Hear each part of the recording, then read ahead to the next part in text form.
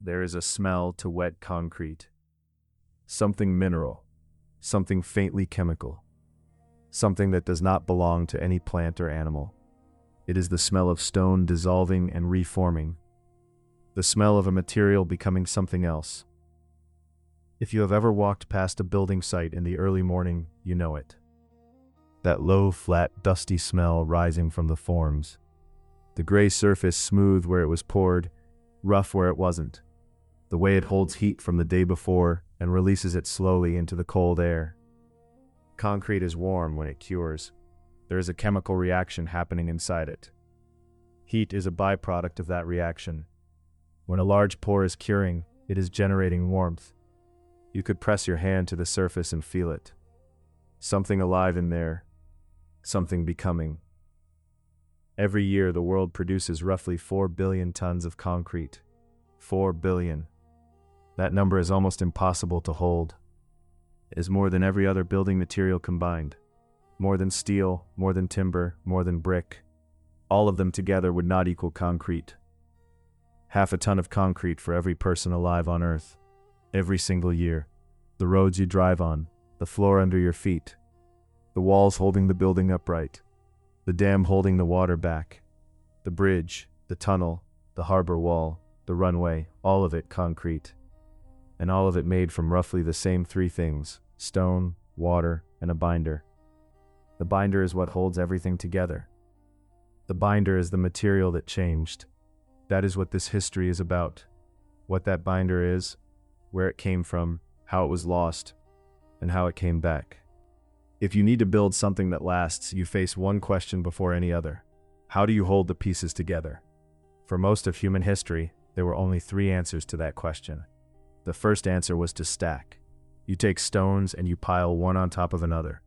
If the stones are heavy enough and flat enough, and the stack is wide enough at the base, it holds. No mortar, no paste, just gravity and weight, and the pressure of stone on stone. You can build walls this way. You can build very large walls, but you cannot build a dome. You cannot span an open space more than a few meters across without the stones falling inward. Gravity is the thing holding them up, and gravity is also the thing that pulls them down. The second answer was mud. You take wet clay or silt, and you press it into blocks. You let the sun dry them. Then you stack the blocks with more wet mud between them as mortar. This works in dry climates. In rain, the blocks slowly dissolve back into the ground they came from. In wet ground, a mud brick foundation fails quickly, and the height is limited. Mud brick compresses under its own weight. Build too high and the lower courses slowly crush. The third answer was lime. If you burn limestone at a high enough temperature, it changes. The calcium carbonate breaks down. You are left with calcium oxide, which is quicklime. Add water and you get calcium hydroxide, which is slaked lime. Slaked lime mixed with sand and water makes a paste. That paste spread between stones hardens as it absorbs carbon dioxide from the air. It becomes weak stone, strong enough to hold joints together, weak enough to crack under heavy loads, slow to set, unable to cure in water at all. These were the 3 choices: stack, mud, lime paste. Every major civilization before Rome used combinations of these. Every major civilization before Rome also ran into the same limits. A wall only so high, a roof only so wide, a harbor only so deep. The material was not yet strong enough. The material was not yet the right material. In the river valleys of Mesopotamia, there was almost no stone at all. The land between the Tigris and Euphrates is flat and fertile and made of silt. Stone had to be carried from far away, so the people who built there built with what was underfoot. Mud. The earliest Sumerian cities were mud brick cities: Uruk, Eridu, all of them made from sun-dried mud pressed into rectangular blocks. The blocks were laid in courses with wet mud pressed between them. Walls 3 and 4 meters thick to hold the weight of what was above. Platforms raised on platforms, the ziggurat form emerging from the need to build high on ground that was too soft for a single tall structure. The Sumerians also discovered bitumen, natural tar. It seeps from the ground along the banks of the Euphrates in the region around Hit. It is black and thick and viscous. It does not dissolve in water. The Sumerians used it as mortar, and as waterproofing, and as an adhesive. The Ishtar Gate in Babylon used bitumen to set the glazed bricks in place. The foundations of the Great Ziggurat at Bur used bitumen between the courses to stop groundwater seeping up through the structure. Bitumen was better than mud mortar in wet conditions, but it was not a binder in any structural sense. It was a sealant, a gap filler. It held things in place, but it did not bond them chemically. You could peel it away with enough force, and it softened in heat. The great cities of Mesopotamia built with sun-dried brick and bitumen were extraordinary achievements. They were also fragile. They needed constant repair. When the maintenance stopped, they returned to the ground quickly. Most of what Babylon built is gone, not because the buildings were not impressive, because the material required constant attention, and the attention eventually stopped. Mud wants to become mud again. Given enough time, it always does. Egypt had stone. The Nile Valley sits close to good limestone, sandstone, granite. The Egyptians did not need to build in mud the way Mesopotamia did. They could cut and move enormous blocks, and they did. The Great Pyramids at Giza are built from roughly 2.5 million limestone blocks, each one averaging 2.5 tons. The largest blocks in the foundation courses weigh more than 15 tons. They are cut with precision and set in courses with very thin joints. For a long time, the assumption was that the pyramids used no mortar at all, that the blocks were simply cut flat enough to hold themselves by pressure and weight alone. The truth is more detailed than that. Analysis of the Great Pyramid joints found gypsum plaster between the casing stones, a thin layer, not a structural binder, a lubricant more than a mortar. When you are sliding a 2-ton stone block into position against another 2-ton stone block, a thin layer of wet gypsum paste makes the final adjustment possible. It lets the block move a few millimeters on the wet surface. Then it sets hard and holds the block in place. Gypsum plaster is made by heating calcium sulfate rock to around 150 degrees Celsius, much lower than the lime burning process. The Egyptians could produce it in quantity. They understood it well. They used it in wall plaster inside tombs, in the joints of the pyramid casing, in the mud brick construction of domestic buildings. But gypsum mortar has a weakness. It dissolves in water, not immediately, but over time. In a dry climate with no rain and no groundwater, this doesn't matter. In any other climate, gypsum mortar fails slowly but completely. The Egyptians understood this. In wet conditions or in foundations that touch the water table, they used something different. They used lime. Lime mortar was a step forward, a significant one. To make it, you burn limestone, not at 150 degrees like gypsum. At 900 degrees Celsius, the rock changes at that temperature. The calcium carbonate loses its carbon dioxide. What remains is calcium oxide, quicklime. If you add water to quicklime, the reaction is violent. It spits, it hisses, it generates enough heat to burn skin. The result is calcium hydroxide, slaked lime, white, smooth, slightly warm to the touch. Mix slaked lime with sand and water, and you have a mortar. It can be spread between stones. It sets as it absorbs carbon dioxide from the air, slowly becoming weak limestone again. This is the Egyptian lime mortar, and it was better than gypsum in almost every way. Stronger under compression, more resistant to water, more flexible in application, but it was not concrete. It was still just a joining material. It filled gaps between stones. It held courses in alignment, but it could not be poured into a form and left to set into something structural in its own right. Under heavy loads, lime mortar cracks. It creeps slowly under sustained pressure. Over centuries, structures built with lime mortar settle and shift. The joints open, the mortar falls out, you repoint and continue, or you don't, and the wall eventually moves. Lime mortar also sets only in air. Underwater, it stays soft. It never hardens. This meant no underwater construction was possible. No submerged harbor walls, no foundation poured below the water table. The material existed, but the missing ingredient was still missing. Whatever that ingredient was, the Egyptians did not have it. Neither did anyone else yet. On the island of Santorini around 1600 BC, there was a city called Akrotiri. It was buried by the volcanic eruption of Thera, buried so completely and so quickly that it was preserved. When archaeologists excavated it in the 20th century, they found buildings 3 stories tall, still standing. And in the mortar of those walls they found something unexpected: hydraulic lime. Lime mortar that had been mixed with volcanic ash from the island. And that volcanic ash had given it a property that plain lime mortar does not have. It could set in water. The Minoans who built Architectura did not know why it worked. They knew only that the mortar mixed with local volcanic materials was stronger and more durable than plain lime. This is the oldest known hydraulic mortar in Europe. It would be more than 1,000 years before anyone understood what they had found. The Greeks who came later built differently. Greek architecture is defined by the ashlar technique, precisely cut stone blocks fitted together without mortar. The Parthenon, the Temple of Hephaestus, the treasury buildings of Delphi, all of them held together by the weight and precision of the stone itself. The blocks were cut to tolerances of a fraction of a millimeter. The joints between them are nearly invisible. This is extraordinary craftsmanship, but it is also a technique with a fixed ceiling. You cannot build a dome with ashlar masonry. The blocks at the crown would fall inward without something to hold them. A dome requires a material that can lock the crown in place from the inside. You cannot build submerged harbor walls with ashlar.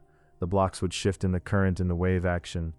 They would need mortar between them, and no mortar available in Greece set underwater.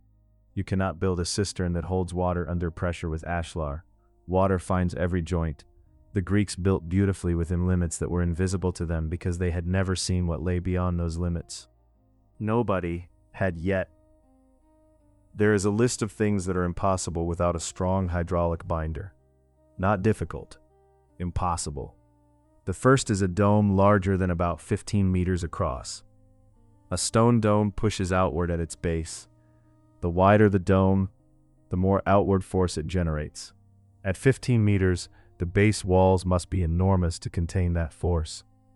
Beyond that, no stacked stone construction can resist it. The dome would require a material that behaves monolithically, that becomes a single continuous solid rather than a stack of individual pieces. The second impossibility is a submerged harbor wall. To build a wall underwater, you need a mortar that sets without air. Plain lime mortar requires carbon dioxide from the atmosphere to cure.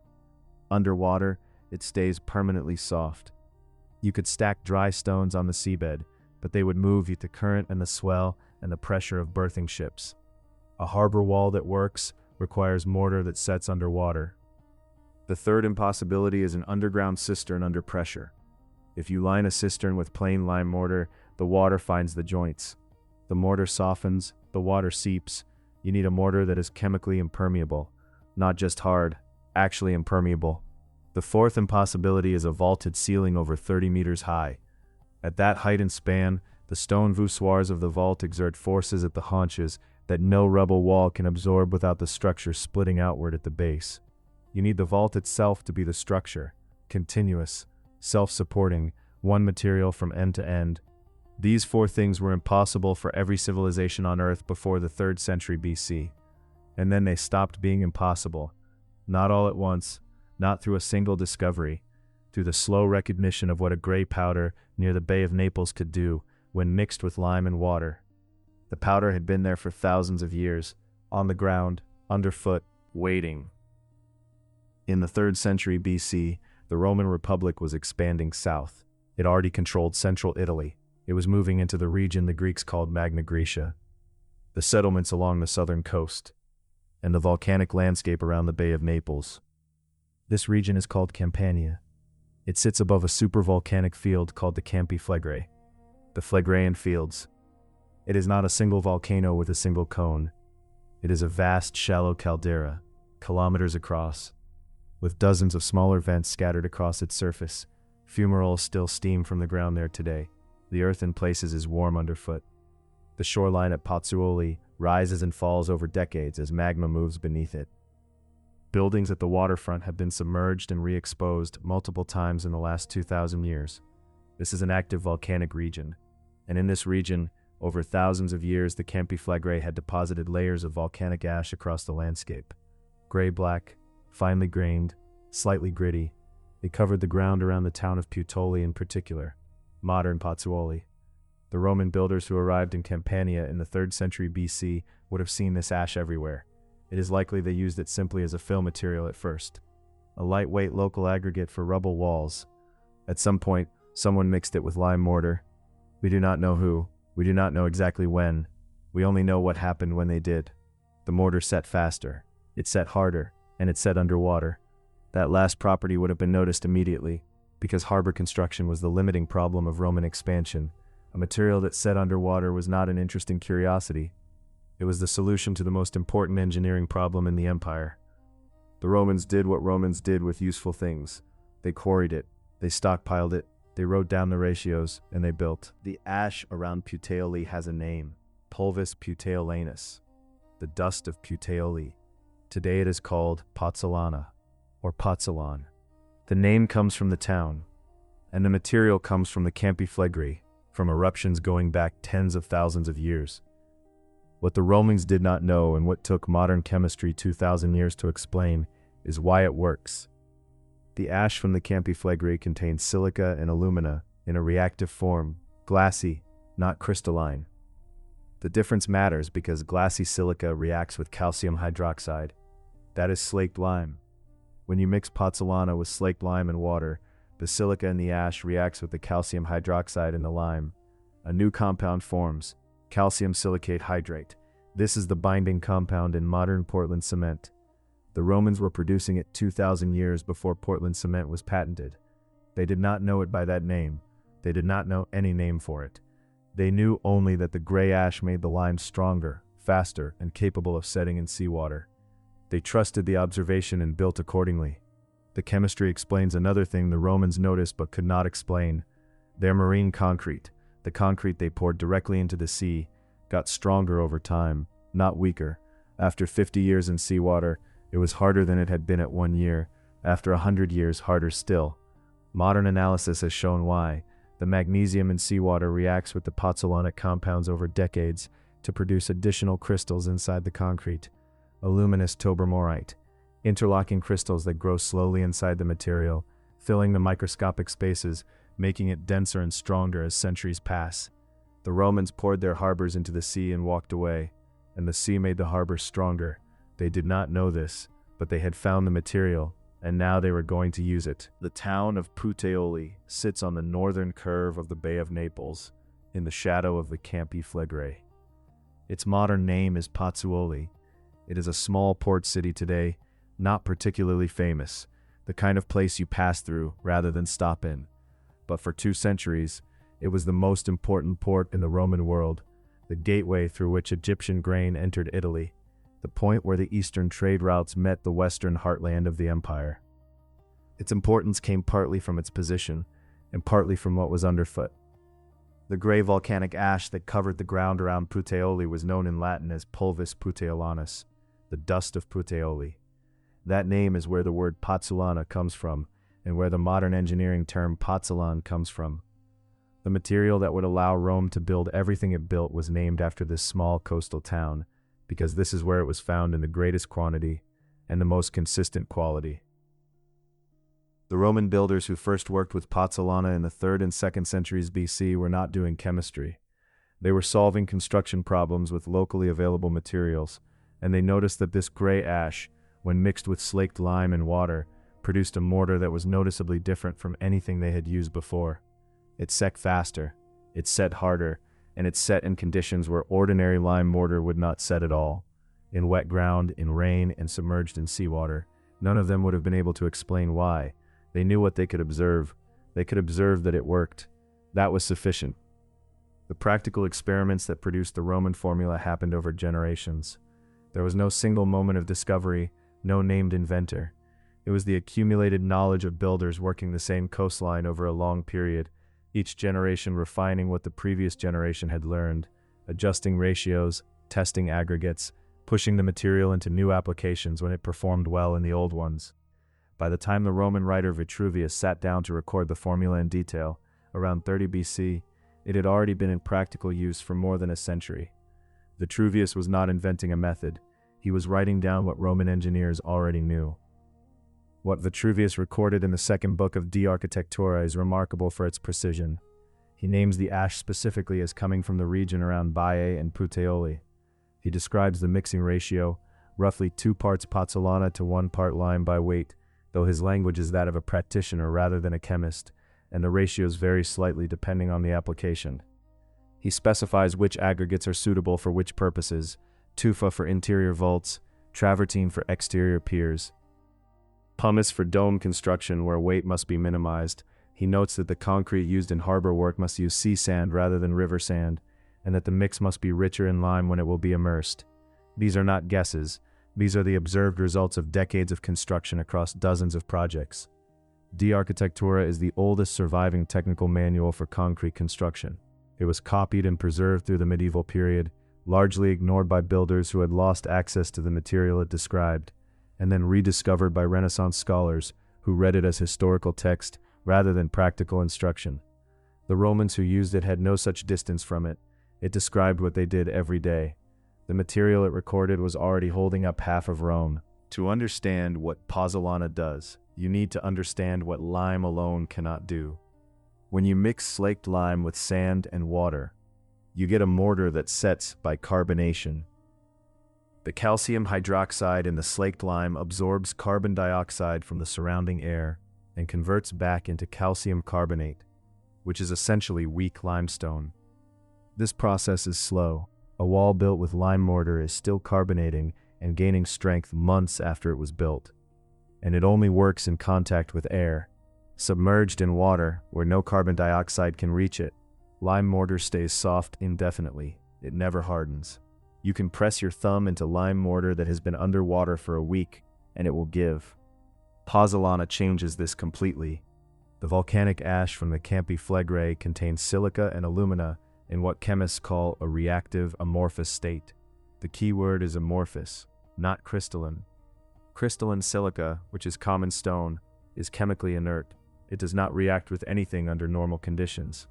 Amorphous silica, produced by rapid volcanic cooling, is chemically active. It has an unsatisfied surface chemistry that is hungry to react. When it encounters calcium hydroxide in the presence of water, the reaction begins immediately. The silica and the calcium hydroxide combine to produce calcium silicate hydrate, a dense, interlocking mineral compound that does not depend on air to form and does not dissolve in water once it has formed. Calcium silicate hydrate is the binding compound in modern Portland cement. The Romans were producing it from pozzolana and lime 2,000 years before Portland cement was patented in 1824. They did not know its name. They did not know its molecular structure. They knew only that the gray ash made their mortar stronger, faster, and capable of setting underwater. The chemistry was invisible to them. The result was not. The pozzolanic reaction also explains something the Romans noticed but could not account for in any of their engineering texts. The concrete they poured in seawater, the marine concrete in their harbor walls and breakwaters, did not weaken over time. It strengthened. A harbor wall poured in the 1st century BC was harder in the 1st century AD than it had been when it was laid. Modern analysis using X-ray diffraction has identified the reason. The magnesium in seawater reacts with the alumina in the pozzolana over decades to produce a secondary mineral called aluminous tobermorite.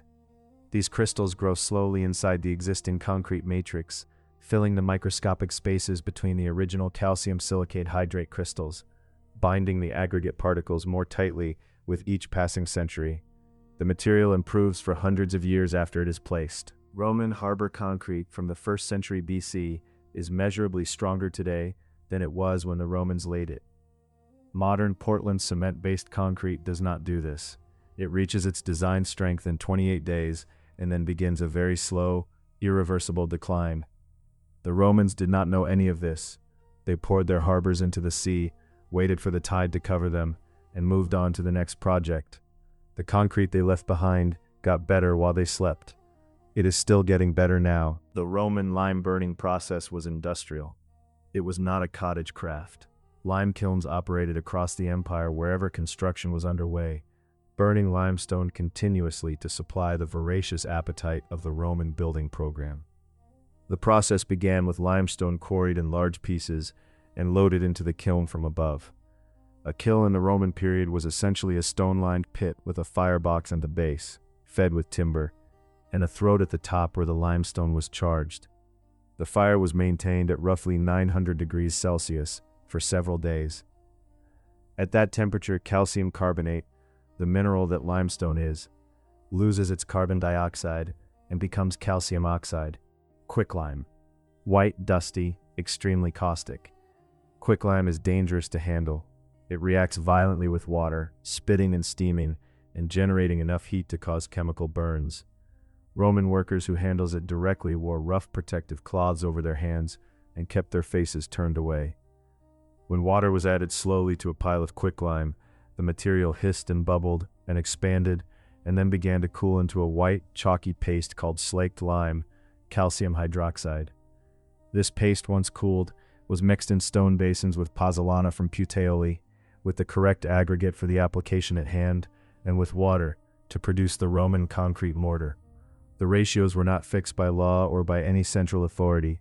They were known by the builders, passed on by practice, adjusted by experience on each individual site.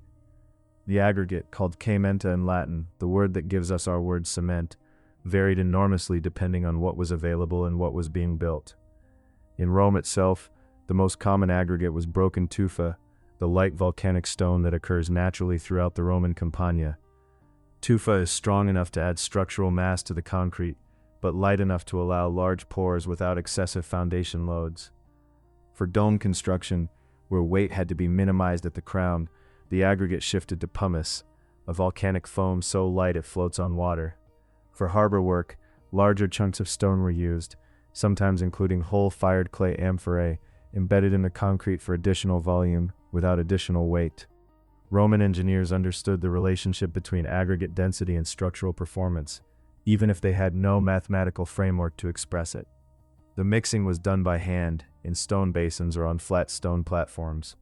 Workers used wooden paddles to combine the lime mortar with the pozzolana first, then introduced the aggregate in stages. The consistency was thick, not pourable the way modern concrete pours, but stiff enough to be placed in layers by hand, tamped down with wooden stakes or the bases of amphorae. Each layer was pressed firmly against the one below, before the next was added. The wooden formwork that held the pour in shape was built from timber planks and held in position by wooden stakes and iron brackets. Once the concrete had cured sufficiently, which took days or weeks depending on the application, the formwork was stripped and the surface treated or left exposed. The curing time required depended on the season, the temperature, and how much pozzolana had been used relative to the lime. This was not a fast process. Roman concrete construction moved slowly by modern standards, but it moved at the right speed for the material, and the material set at the right speed for the empire to trust it with the largest structures it ever attempted to build. When you look at a Roman concrete structure that has survived 2,000 years, what you usually see is not the concrete itself. You see the facing. Roman builders almost always covered their concrete core with a skin of another material. The concrete was the structural heart. The facing was the surface. And the facing changed as Roman construction technology evolved over 3 centuries. The earliest facing technique is called opus incertum, irregular work. In opus incertum, roughly shaped stone fragments are pressed face outward into the soft concrete core as it is being poured, creating a textured, randomized surface of irregular stone pieces set in the concrete. There is no pattern. The stones are not cut to any consistent size or shape. The result looks casual, almost rough. It is not.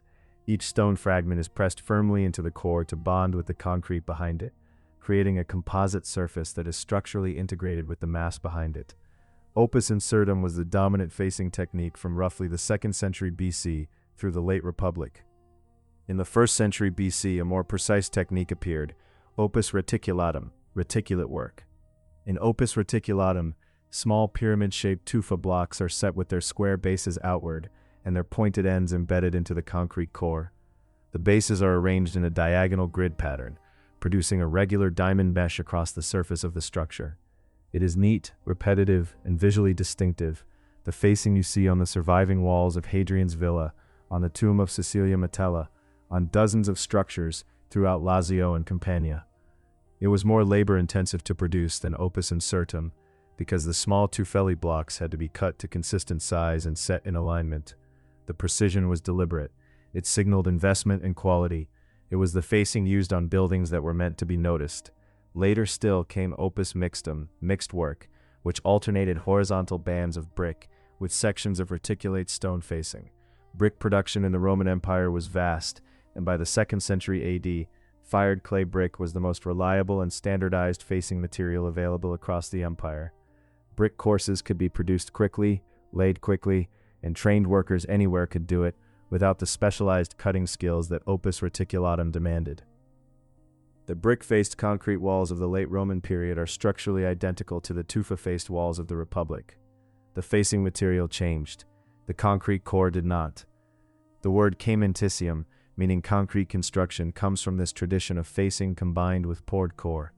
Opus caementicium refers specifically to the rubble and mortar poured core, distinct from the facing technique applied to it. When Roman writers and engineers refer to concrete construction, they often use the facing technique as the shorthand, opus incertum, opus reticulatum, because that is what was visible. The heart of the structure was invisible. It was buried inside. It was working in ways that nobody could see or measure. It was doing its job invisibly, holding up everything placed above it, for as long as anything placed above it could last. Pouring a Roman concrete wall was a layered operation. The formwork went up first. Wooden boards braced against each other with horizontal cross ties, leaving a void between them of whatever width the wall required. Into the base of this void went the first layer of mortar, mixed to the correct consistency, shoveled in and spread by workers standing inside the form or reaching over its edge. Then the taimenta, the coarse aggregate, was placed on top of the mortar layer, pressed down into it, and covered with another layer of mortar, then more aggregate, then more mortar. Layer by layer, from the bottom of the form to the top, the pour was built up over hours or days, depending on the wall height. Each layer had to be tamped and compacted before the next went in. Working too fast, adding layers before the lower ones had stiffened enough to bear the weight, caused the lower courses to slump and lose density. Roman foremen knew this and paced the work accordingly. The aggregate in each layer was not uniform. Roman builders understood intuitively, from practice, not from theory, that the aggregate closest to the bottom of a pour should be the heaviest and most dense, and that aggregate in higher sections could be progressively lighter. This principle is most dramatically visible in the Pantheon dome, where the aggregate shifts from heavy basalt and travertine at the drum base to brick fragments in the middle sections to pumice, the lightest volcanic rock, at the very crown. But it was applied across all large Roman concrete structures. The heaviest material went lowest, the lightest material went highest. The result was a structure with a lower center of gravity, reduced outward thrust at the haunches, and less total weight bearing on the foundation. Roman builders arrived at this principle empirically through watching what worked and what failed over many construction seasons across many structures. The wooden formwork required for large Roman concrete pours was a significant engineering challenge in its own right. For a vaulted ceiling, the formwork had to support the full weight of the concrete above it until the concrete had cured sufficiently to support itself, which could take several weeks. The timber centering for a major vault used large quantities of carefully shaped wood, and it required skilled carpenters to build, brace, and eventually remove it without disturbing the concrete structure above. Roman cities contained entire trades dedicated to this work. The carpenters who built the centering for the Pantheon dome were working at heights of 30 meters or more, setting curved timber forms with enough precision that the concrete poured against them would produce a smooth hemispherical surface, accurate to within a few centimeters, across its full 43-meter diameter. Once the concrete had cured and the formwork was removed, the surface finish was applied. Interior walls were plastered in stucco, a fine lime plaster, which could then be painted. Floors were laid in opus signinum, the waterproof terracotta dust mortar, or in marble tessellation. The concrete structure itself was never meant to be the visible surface. It was always meant to be hidden behind something finer. The engineering and the architecture occupied different layers of the same wall. One layer held things up, the other layer told you what the building was for. The seawater discovery was probably made when someone poured concrete mortar in a location where tidal or wave action covered it before it had time to cure in air. The mortar said anyway. This would have been surprising to anyone who knew how ordinary lime mortar behaved, because ordinary lime mortar submerged during curing simply stays soft until it dissolves. The pozzolanic mortar did not. It cured underwater, in the dark, in conditions that should have made curing impossible. Once this was noticed and repeated deliberately, the implications were immediate and enormous. Harbor construction was the single most expensive and difficult engineering challenge in the Roman world. Every major harbor had been constrained by the same problem: mortar that failed in seawater, forcing builders to use enormous dry stone rubble mounds as breakwaters rather than solid bonded walls. Pozzolanic concrete mortar that set underwater changed the entire logic of harbor engineering.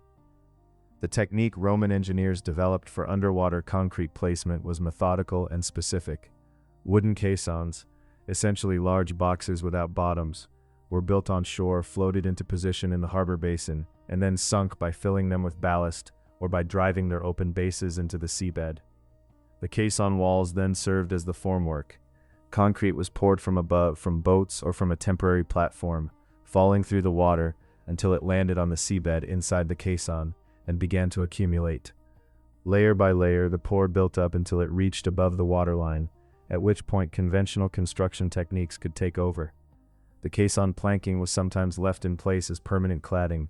Sometimes it was stripped once the concrete had cured. The concrete inside held its shape regardless. The curing time for underwater marine concrete was longer than for above-ground work. The absence of air meant the pozzolanic reaction was doing all the work, without any contribution from carbonation. Roman engineers allowed extra time before loading underwater piers with masonry. They had no instruments to measure curing progress.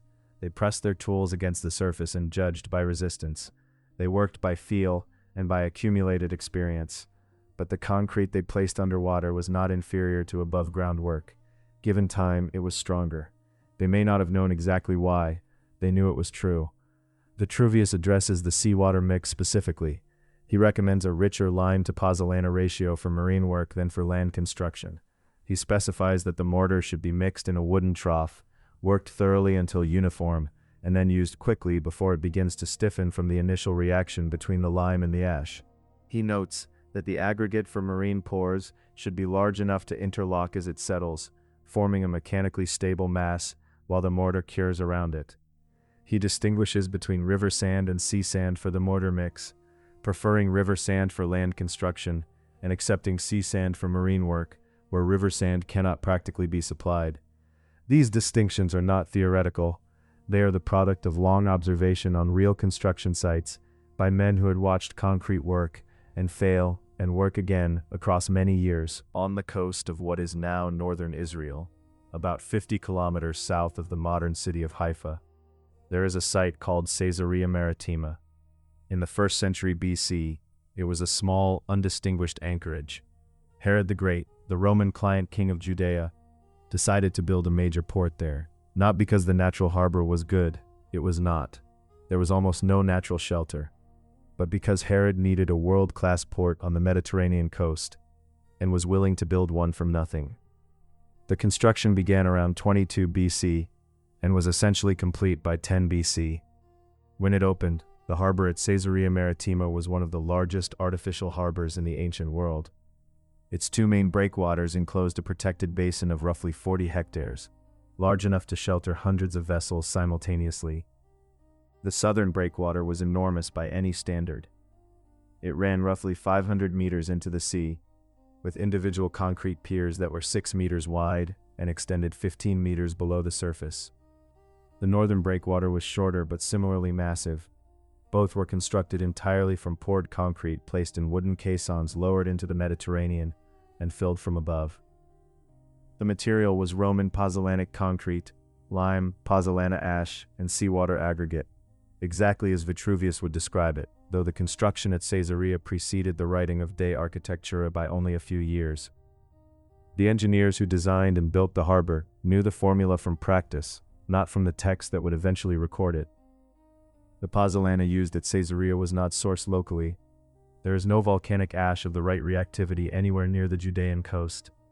The material had to come from Puteoli on the Bay of Naples, approximately 2,400 kilometers away by sea. Roman cargo vessels carried it in sacks across the Mediterranean, through the Strait of Messina, around the heel of Italy, east through the Ionian Sea, south through the Aegean past Cyprus, and down the Levantine coast to Caesarea. The quantities required for breakwaters of this scale, many thousands of tons, demanded a continuous supply operation running for over a decade. The logistics of moving pozzolana from Italy to Judea at this scale were as significant an engineering achievement as the construction itself. Herod's engineers solved several practical problems that the standard Vitruvian method had not addressed. The harbor at Caesarea was exposed to deep swells from the southwest, which made the normal caisson sinking method risky. A caisson misaligned by a storm before the concrete cured could not easily be corrected. The solution was to pre-build the concrete piers and sections on shore, using heavy timber forms, and then float them into position on pontoons before sinking them to the seabed. This gave the concrete enough initial strength to resist disturbance during placement, without requiring the full cure to be completed in final position. It was an adaptation of standard technique to specific site conditions. Engineering problems always require that. The standard method adjusted for what is actually in front of you. Underwater archaeology at Caesarea has been ongoing since the 1980s. The breakwaters that Herod built between 22 and 10 BC are still largely present on the seabed. Much of the upper structure collapsed, probably in the earthquake of 130 AD and in subsequent seismic events. But the lower foundations, the concrete that was poured first and set deepest, is intact. Divers have sampled it and measured it and analyzed it in laboratories. The results confirmed what Roman writers had claimed and what common sense suggested. The concrete is still structurally sound after more than 2,000 years in the Mediterranean. It is not soft at the core. It is not crumbling at the edges. It is harder than it was when it was laid, because the tobermorite crystals are still growing inside it, have been growing since the 2nd decade BC, and will continue to grow for centuries more. The collapse of the upper harbor structure at Caesarea was not a failure of the concrete. The earthquake that caused it exceeded any load the structure had been designed to resist, and the concrete simply fractured along the break lines that seismic wave action imposed on it. The fractured blocks fell to the seabed and stayed there, intact, each one a coherent chunk of Roman marine concrete rather than a pile of dispersed aggregate. That is the difference between a material that truly set and a material that merely hardened temporarily. When Roman concrete breaks, it breaks like stone. It does not dissolve. It does not crumble. The pieces fall, and they stay where they fell.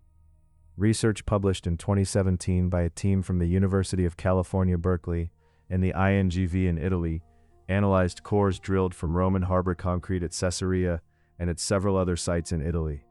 The analysis confirmed the presence of aluminous tobermorite crystals in all samples and showed that the crystals were still growing in samples taken from harbors that had been submerged for more than 2,000 years.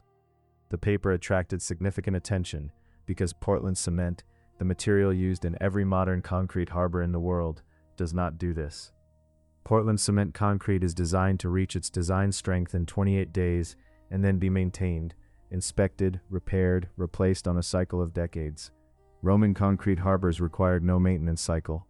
They simply continued to exist and to strengthen for as long as they remained immersed in the seawater that was curing them. The implications of this are not lost on modern engineers. The challenge of replicating Roman marine concrete in a commercially usable form is substantial. Pozzolana from the Campi Flegrei is a specific geological material that exists in limited quantities and is already used in the Italian construction industry. Not available for global extraction at the scale modern harbor construction would require. But the understanding of why it works has opened research into other volcanic dashes and other silica-rich industrial byproducts that might replicate the pozzolanic reaction with different source materials. The Romans found the answer 2,000 years ago. Modern engineers are working out whether they can copy it. The Caesarea harbor illustrates something that runs through all of Roman concrete construction: the relationship between the material and the imperial supply chain. Pozzolana was not the only ingredient that had to be moved. Lime had to be burned near limestone quarries and then transported to construction sites. Timber for formwork had to come from forested regions. Iron for brackets and ties was smelted elsewhere. Skilled laborers, the lime burners, the concrete mixers, the caisson builders, the underwater divers who inspected the placed piers, all of them were moving around the empire, following the construction. Roman concrete was not a local product. It was an imperial product. It required the full logistics apparatus of a world empire to produce it at scale. The pozzolana industry centered on Puteoli grew to meet imperial demand. Warehouses were built near the source deposits specifically for storing and shipping the ash. The Roman writer Strabo, writing around the same time as Vitruvius, mentions the pozzolana deposits near Puteoli and their commercial importance. Cargo manifests from the Roman period, preserved on papyrus and Egyptian archives, record pozzolana among the standard traded commodities, the same lists that include grain, olive oil, wine, and timber. The gray volcanic ash from the Campi Flegrae was a traded imperial commodity, moved by the ton on cargo vessels across the Mediterranean, because every major construction project in the empire needed it. In the 2 centuries between the late Republic and the reign of Hadrian, roughly 100 BC to 130 AD, Roman concrete production grew from a regional building technique used in Campania and central Italy to the primary structural material of the entire empire. Every major city from Britain to Syria built with it. Every harbor, every bath complex, every significant government building. The aqueducts that supplied water to Rome used opus signinum, the waterproof terracotta dust mortar in their channels and settling tanks, because no other material available could maintain a watertight seal under the constant pressure of moving water for the distances and durations required. Roman concrete was not an alternative to other building materials, it was the foundation that all other building materials rested on. By the time of Hadrian, the Roman Empire contained roughly 70 major cities with populations exceeding 50,000. Each of those cities had at minimum a forum, a bathhouse, a basilica, an aqueduct, and a series of public storage and administrative buildings. Most had theaters, amphitheaters, temples, and multi-storey residential structures, all of it concrete. The scale of what had been built in 2 centuries of pozzolanic construction was, and remains, without parallel in the ancient world. What comes next in this history is the account of what was built with the material, the structures that concrete made possible, and that nothing built before or after for more than 1,000 years came close to matching. The Pantheon stands in the Campus Martius district of Rome, a few hundred meters from the Tiber. It was completed around 128 AD, during the reign of the Emperor Hadrian. The building that Hadrian completed replaced an earlier temple built by Marcus Agrippa in 27 BC. The inscription across the porch still carries Agrippa's name. Hadrian did not remove it. The structure that Hadrian built is not a temple in the conventional sense. It is a rotunda, a circular drum of concrete walls surmounted by a concrete dome, entered through a deep rectangular porch of granite columns facing south. The interior of the rotunda is a perfect sphere. The diameter of the dome, measured at the base, is 43.3 meters. The height of the interior, measured from the floor to the center of the oculus at the top of the dome, is also 43.3 meters. A sphere of exactly this diameter, if placed inside the building, would rest on the floor and touch the oculus perfectly at its crown. This is not approximate. The measurements agreed to within a few centimeters after almost 1900 years. The oculus is the only source of natural light in the building. It is 8.9 meters in diameter. It is not glazed. It is an open hole in the top of the dome, exposed to the sky. When it rains, rain falls through the oculus and hits the slightly cambered marble floor, which drains through a hidden system of channels beneath it. There are no windows. The entire wall of the rotunda is solid. Light enters through one hole and moves across the interior as the sun moves across the sky. In the early morning, it falls on the western niches. By midday, it is a shaft falling almost vertically onto the floor. By afternoon, it has moved to the east. The dome was, when completed, the largest unreinforced concrete dome in the world. It remained the largest unreinforced concrete dome in the world for approximately 1,300 years. The first structure to exceed it was the Florence Cathedral dome, completed by Brunelleschi in 1436 AD. That dome was built of interlocking brick in a herringbone pattern, without concrete, because the knowledge of how to pour a concrete dome of this scale had been lost for nearly 1,000 years. Brunelleschi's solution was the most celebrated engineering achievement of the Renaissance. The Romans had done it first, in concrete with less ceremony and more material ease, 13 centuries before. The building has been in continuous use since it was completed. It became a Christian church in 609 AD, which is largely why it survived, when so many other Roman buildings were dismantled for their stone. Raphael is buried inside it. 2 Italian kings. The floor is original Roman marble. The dome is original Roman concrete, 1900 years of continuous occupation. No structural repairs to the dome itself have ever been required. The material has not moved. The dome was not poured in one continuous mass. Roman engineers did not have the option of filling a hemispherical form from the bottom and waiting for it to cure. A dome of this size, poured in a single, undifferentiated concrete mix, would have collapsed under its own weight before it set. The material at the crown would still be plastic, while the material at the base was already curing and shrinking. The stresses would have torn the structure apart from within. Instead, the dome was poured in horizontal rings. Each ring was poured separately, allowed to begin setting, and then the next ring was poured above it. The formwork, a wooden scaffold of extraordinary complexity, filling the entire interior of the rotunda, was raised in stages as each ring was completed. The aggregate changed with each ring as the dome rose. At the base where the dome meets the drum wall and the compressive loads are greatest, the concrete used the heaviest available aggregate, basalt and travertine, dense, strong, capable of bearing the weight of everything above it. The next rings used lighter materials, tufa stone, broken brick. The aggregate became smaller and less dense as the rings climbed. At the very crown, surrounding the oculus, the concrete contains pumice. Pumice is a volcanic rock so full of gas bubbles that it floats in water. It is the lightest solid aggregate that Roman engineers had access to. At the top of the dome, where weight must be minimized and the concrete must span the greatest horizontal distance with the least downward pull, the builders used the lightest material they could find. The dome does not taper evenly. At the base, it is 6.4 meters thick. At the crown, near the oculus, it is 1.2 meters thick.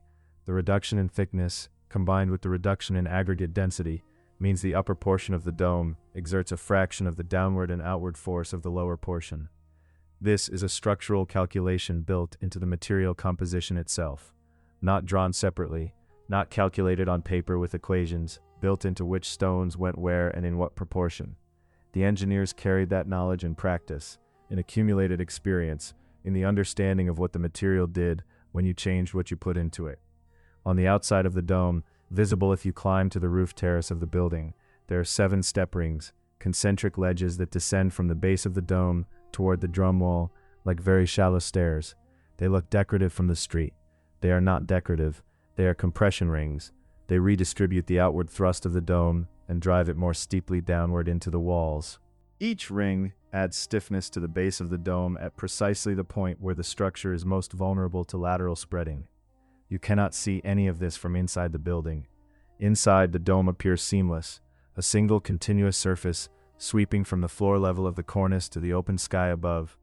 The coffers, the rectangular recessed panels arranged in 5 rows across the dome interior, are often described as decorative. They are partly decorative. They are also structural. Each coffer removes mass from the dome face without compromising structural depth. Across the whole dome, the coffers reduce the total concrete volume by a significant fraction, and therefore reduce the load the walls must carry. Every visible element of the interior has a purpose that is not visible. The drum walls of the Pantheon are 6 meters thick at the base. If you walk through the building looking for a solid wall, you will not find one. The walls are not solid concrete. They are a series of concrete chambers, rooms and passages built inside the thickness of the drum, reducing mass while preserving the outer structural shell. 7 large niches open into the rotunda from the drum wall. Between and above them, smaller exedrae. The visible marble and stucco decoration coats a structural concrete honeycomb. Embedded within the concrete drum, invisible from inside and outside, are brick arches. These are relieving arches, semicircular brick structures built into the body of the wall during construction to redistribute load around the openings of the niches below.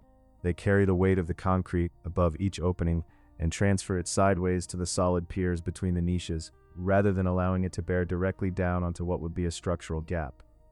Roman engineers routinely embedded these invisible brick arches in their concrete walls. They are found in baths, in basilicas, in warehouse complexes throughout the empire. They are almost never visible from the finished surface. The porch of the Pantheon, the deep rectangular entrance portico facing the piazza, is supported by 16 columns in 4 rows. 8 columns across the facade, 4 more behind them in 2 groups flanking the central bay that leads into the rotunda. The columns are monolithic shafts of gray Egyptian granite. Each one was quarried at Mons Claudianus, a quarry in the eastern desert of Egypt, roughly 600 kilometers south of Alexandria, in terrain with no road access, no navigable water, and summer temperatures exceeding 45 degrees Celsius. Each column shaft weighs approximately 60 tons. They were cut at the quarry face, shaped by hand, loaded onto sledges, dragged across desert to the Nile, floated downriver to Alexandria, shipped across the Mediterranean to the port of Ostia, moved up the Tiber on barges, and then transported overland to the Campus Martius and raised into position. 16 of them.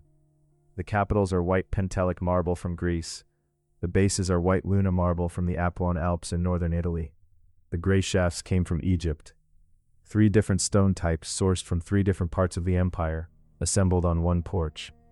The concrete dome above all of this is the quietest part of the building. It is the part that required the least material movement because the pozzolana came from Puteoli, 200 kilometers south by sea, and the aggregate came from the quarries and demolition sites of Rome itself. The concrete was made close to where it was used. The columns came from the edge of the known world. The engineering of the Pantheon does not announce itself. There are no exposed structural elements, no visible arches on the exterior, no buttressing, no visible evidence of the graduated aggregate system inside the dome, or the brick relieving arches inside the walls, or the drainage channels under the floor. Everything the structure needs to stand has been incorporated into the material and concealed beneath the finish. It is still standing today precisely because the concrete beneath the finish has not required attention. The material does not need maintenance. It only needs to be left alone. The Colosseum is not called the Colosseum in any Roman text. Its formal name, used throughout the period of its construction and active use, was the Amphitheatrum Flavium, the Flavian Amphitheater, named for the dynasty of emperors who built it. The name Colosseum came later, probably from the large bronze statue of Nero, the Colossus of Nero, that once stood nearby. The statue has been gone for centuries. The building absorbed the name. Construction began in 70 AD under the Emperor Vespasian. It was built on the site of the artificial lake that had been part of Nero's enormous private palace complex, the Domus Aurea. Vespasian had the lake drained and filled. The foundation of the amphitheater was then poured into the former lake bed. The foundation is an elliptical concrete ring. Its outer circumference is 527 meters. Its depth is approximately 6 meters. The concrete is the same pozzolanic mix used across all major Roman construction of the period: slaked lime, puteoli ash, and coarse aggregate, tamped in horizontal layers as the forms were filled. The building was completed in 80 AD under Vespasian's son Titus, 10 years after construction began. The exterior facade is travertine limestone quarried at Tivoli, 30 kilometers east of Rome. The interior structure, the seating tiers, the vaulted corridors, the radial walls, the service levels below the arena floor, is concrete. Approximately 100,000 tons of concrete in the finished structure. The travertine exterior required roughly 300 tons of iron clamps to hold the stone courses in place, the holes left by medieval scavengers who extracted those clamps for reuse as iron stock are visible across the facade today. The seating capacity was approximately 50,000. The ground floor of the building is a ring of 80 barrel-vaulted arched bays, concrete vaults supported on concrete piers, each bay serving as an entrance passage. The distribution of these passages was designed to allow a full crowd to enter and fill their seats in under 20 minutes, and to evacuate the building in approximately the same time. The vaulted concrete corridors made this possible by providing multiple simultaneous pathways at every level. The seating tiers rose through 4 stories. The lowest tier, the podium, was marble, closest to the arena, reserved for senators and magistrates. Above it, concrete seating banks faced with marble and wood. Higher still, wooden seating in the upper colonnade. Beneath the arena floor, a concrete labyrinth. The hypogeum, the underworld, was a 2-level system of concrete vaulted corridors, cells, ramps, and lifting mechanisms. Caged animals were held here before events. Gladiators prepared here. Trap doors in the wooden arena floor above allowed both to appear in the arena as if rising from the ground. The concrete walls of the hypogeum still stand. The wooden arena floor above them is gone. A building this complex, this large, and this efficiently organized could not have been built without poured concrete. No other construction method available in the ancient world could produce the required number of vaulted spans at the required speed. The 80 ground floor arched bays required 80 concrete barrel vaults, all identical, all poured in sequence from the same forms, reused and moved around the ellipse as each bay was completed. Repetition at scale is what poured concrete enables. The Romans understood this from the beginning. Water.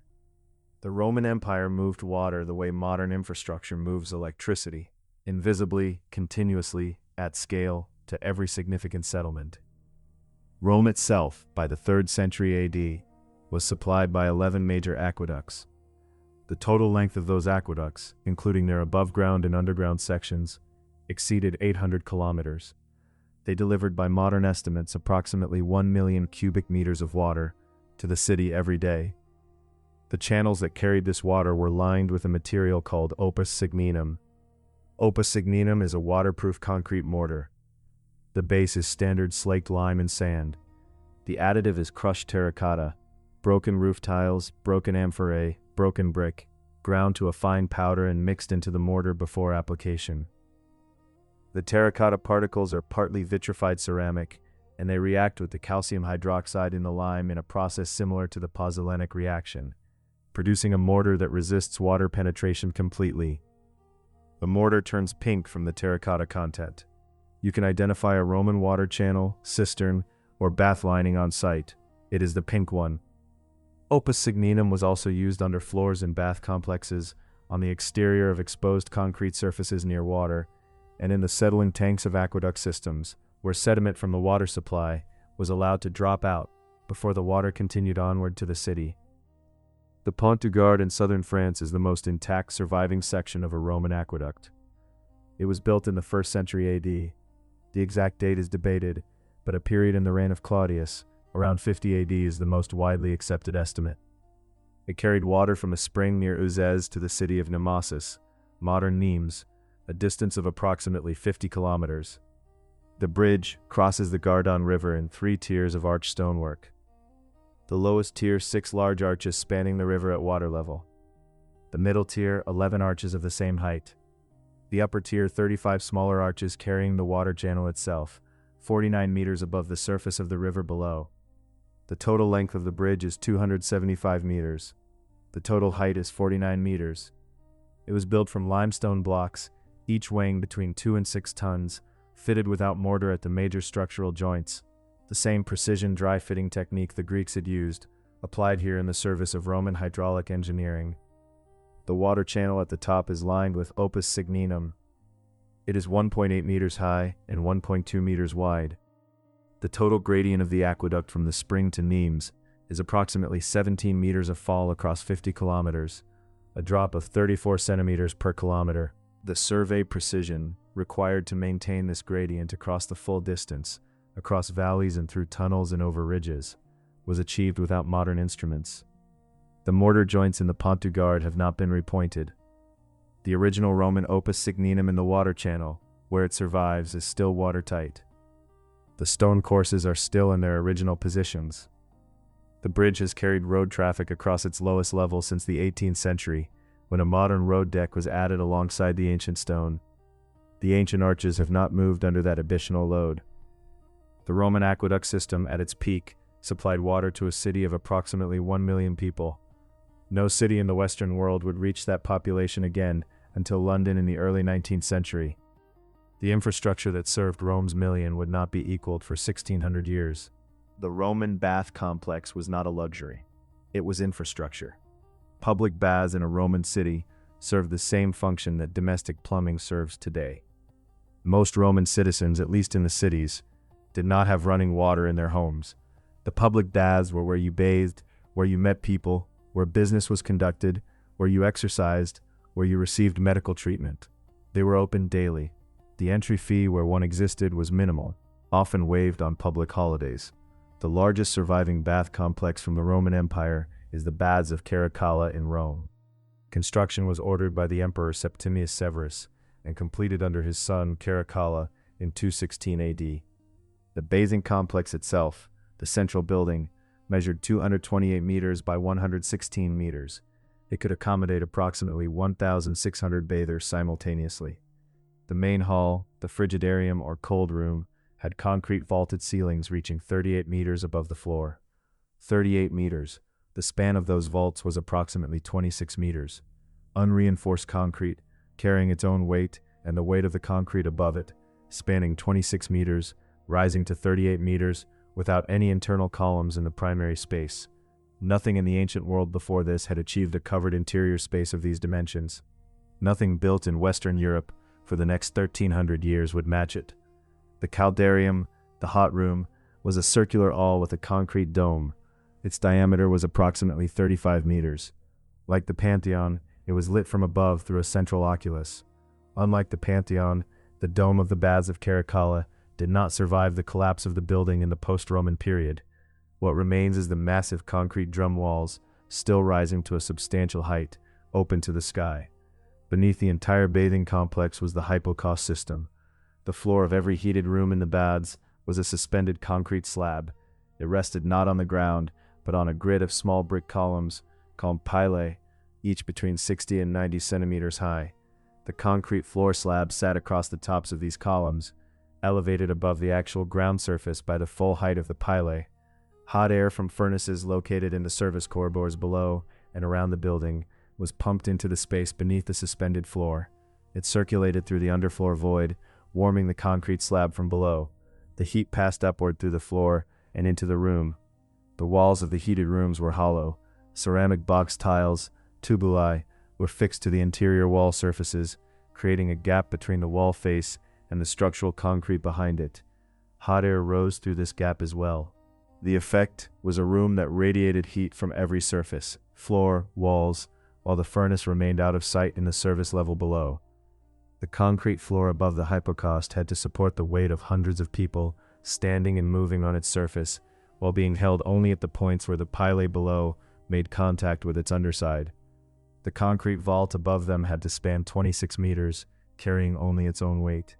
Below the bath complex itself, the service level was a separate world. Concrete vaulted tunnels ran in all directions. Furnaces were fed. Water tanks were filled and drained. Workers who never appeared in the public spaces of the building moved continuously through this lower level, maintaining the temperature and water supply of the rooms above. The baths are ruins now. The vaulted ceilings have gone. The marble and mosaic decoration has been stripped. Opera performances are held in the shell of the main hall on summer evenings. The concrete walls stand. In the 1st century AD, the population of Rome was growing faster than the open-air markets in its forums could accommodate. The traditional Roman market was an open colonnade, a covered walkway around a central courtyard, open to the sky at the center. It worked well in fair weather. It did not work well in rain. It could not stack multiple stories of retail space one above the other, and it could not be cut into a hillside to take advantage of the natural topography of the city. Trajan's markets solved all of these problems at once. They were built during the reign of the Emperor Trajan, completed approximately 110 AD. The architect was Apollodorus of Damascus, the same man who designed Trajan's column and the Forum of Trajan immediately below. The markets occupy the lower slopes of the Quirinal Hill, which was cut back by Roman engineers to create a vertical wall of exposed hillside, roughly 30 meters high. The markets are built against and into this cut face, their lowest levels set back into the excavated hillside, and their upper levels rising above it. 6 stories in total. The lowest level opens onto the curved facade of the hemicycle, a semicircular concrete wall of shops facing the Forum of Trajan. The shops are small, their ceilings concrete vaulted, their doorways arched in brick. Each one is a separate unit, approximately 4 meters wide and 6 meters deep. There are 150 such units across the complex. Above the hemicycle, the upper stories rise in terraces.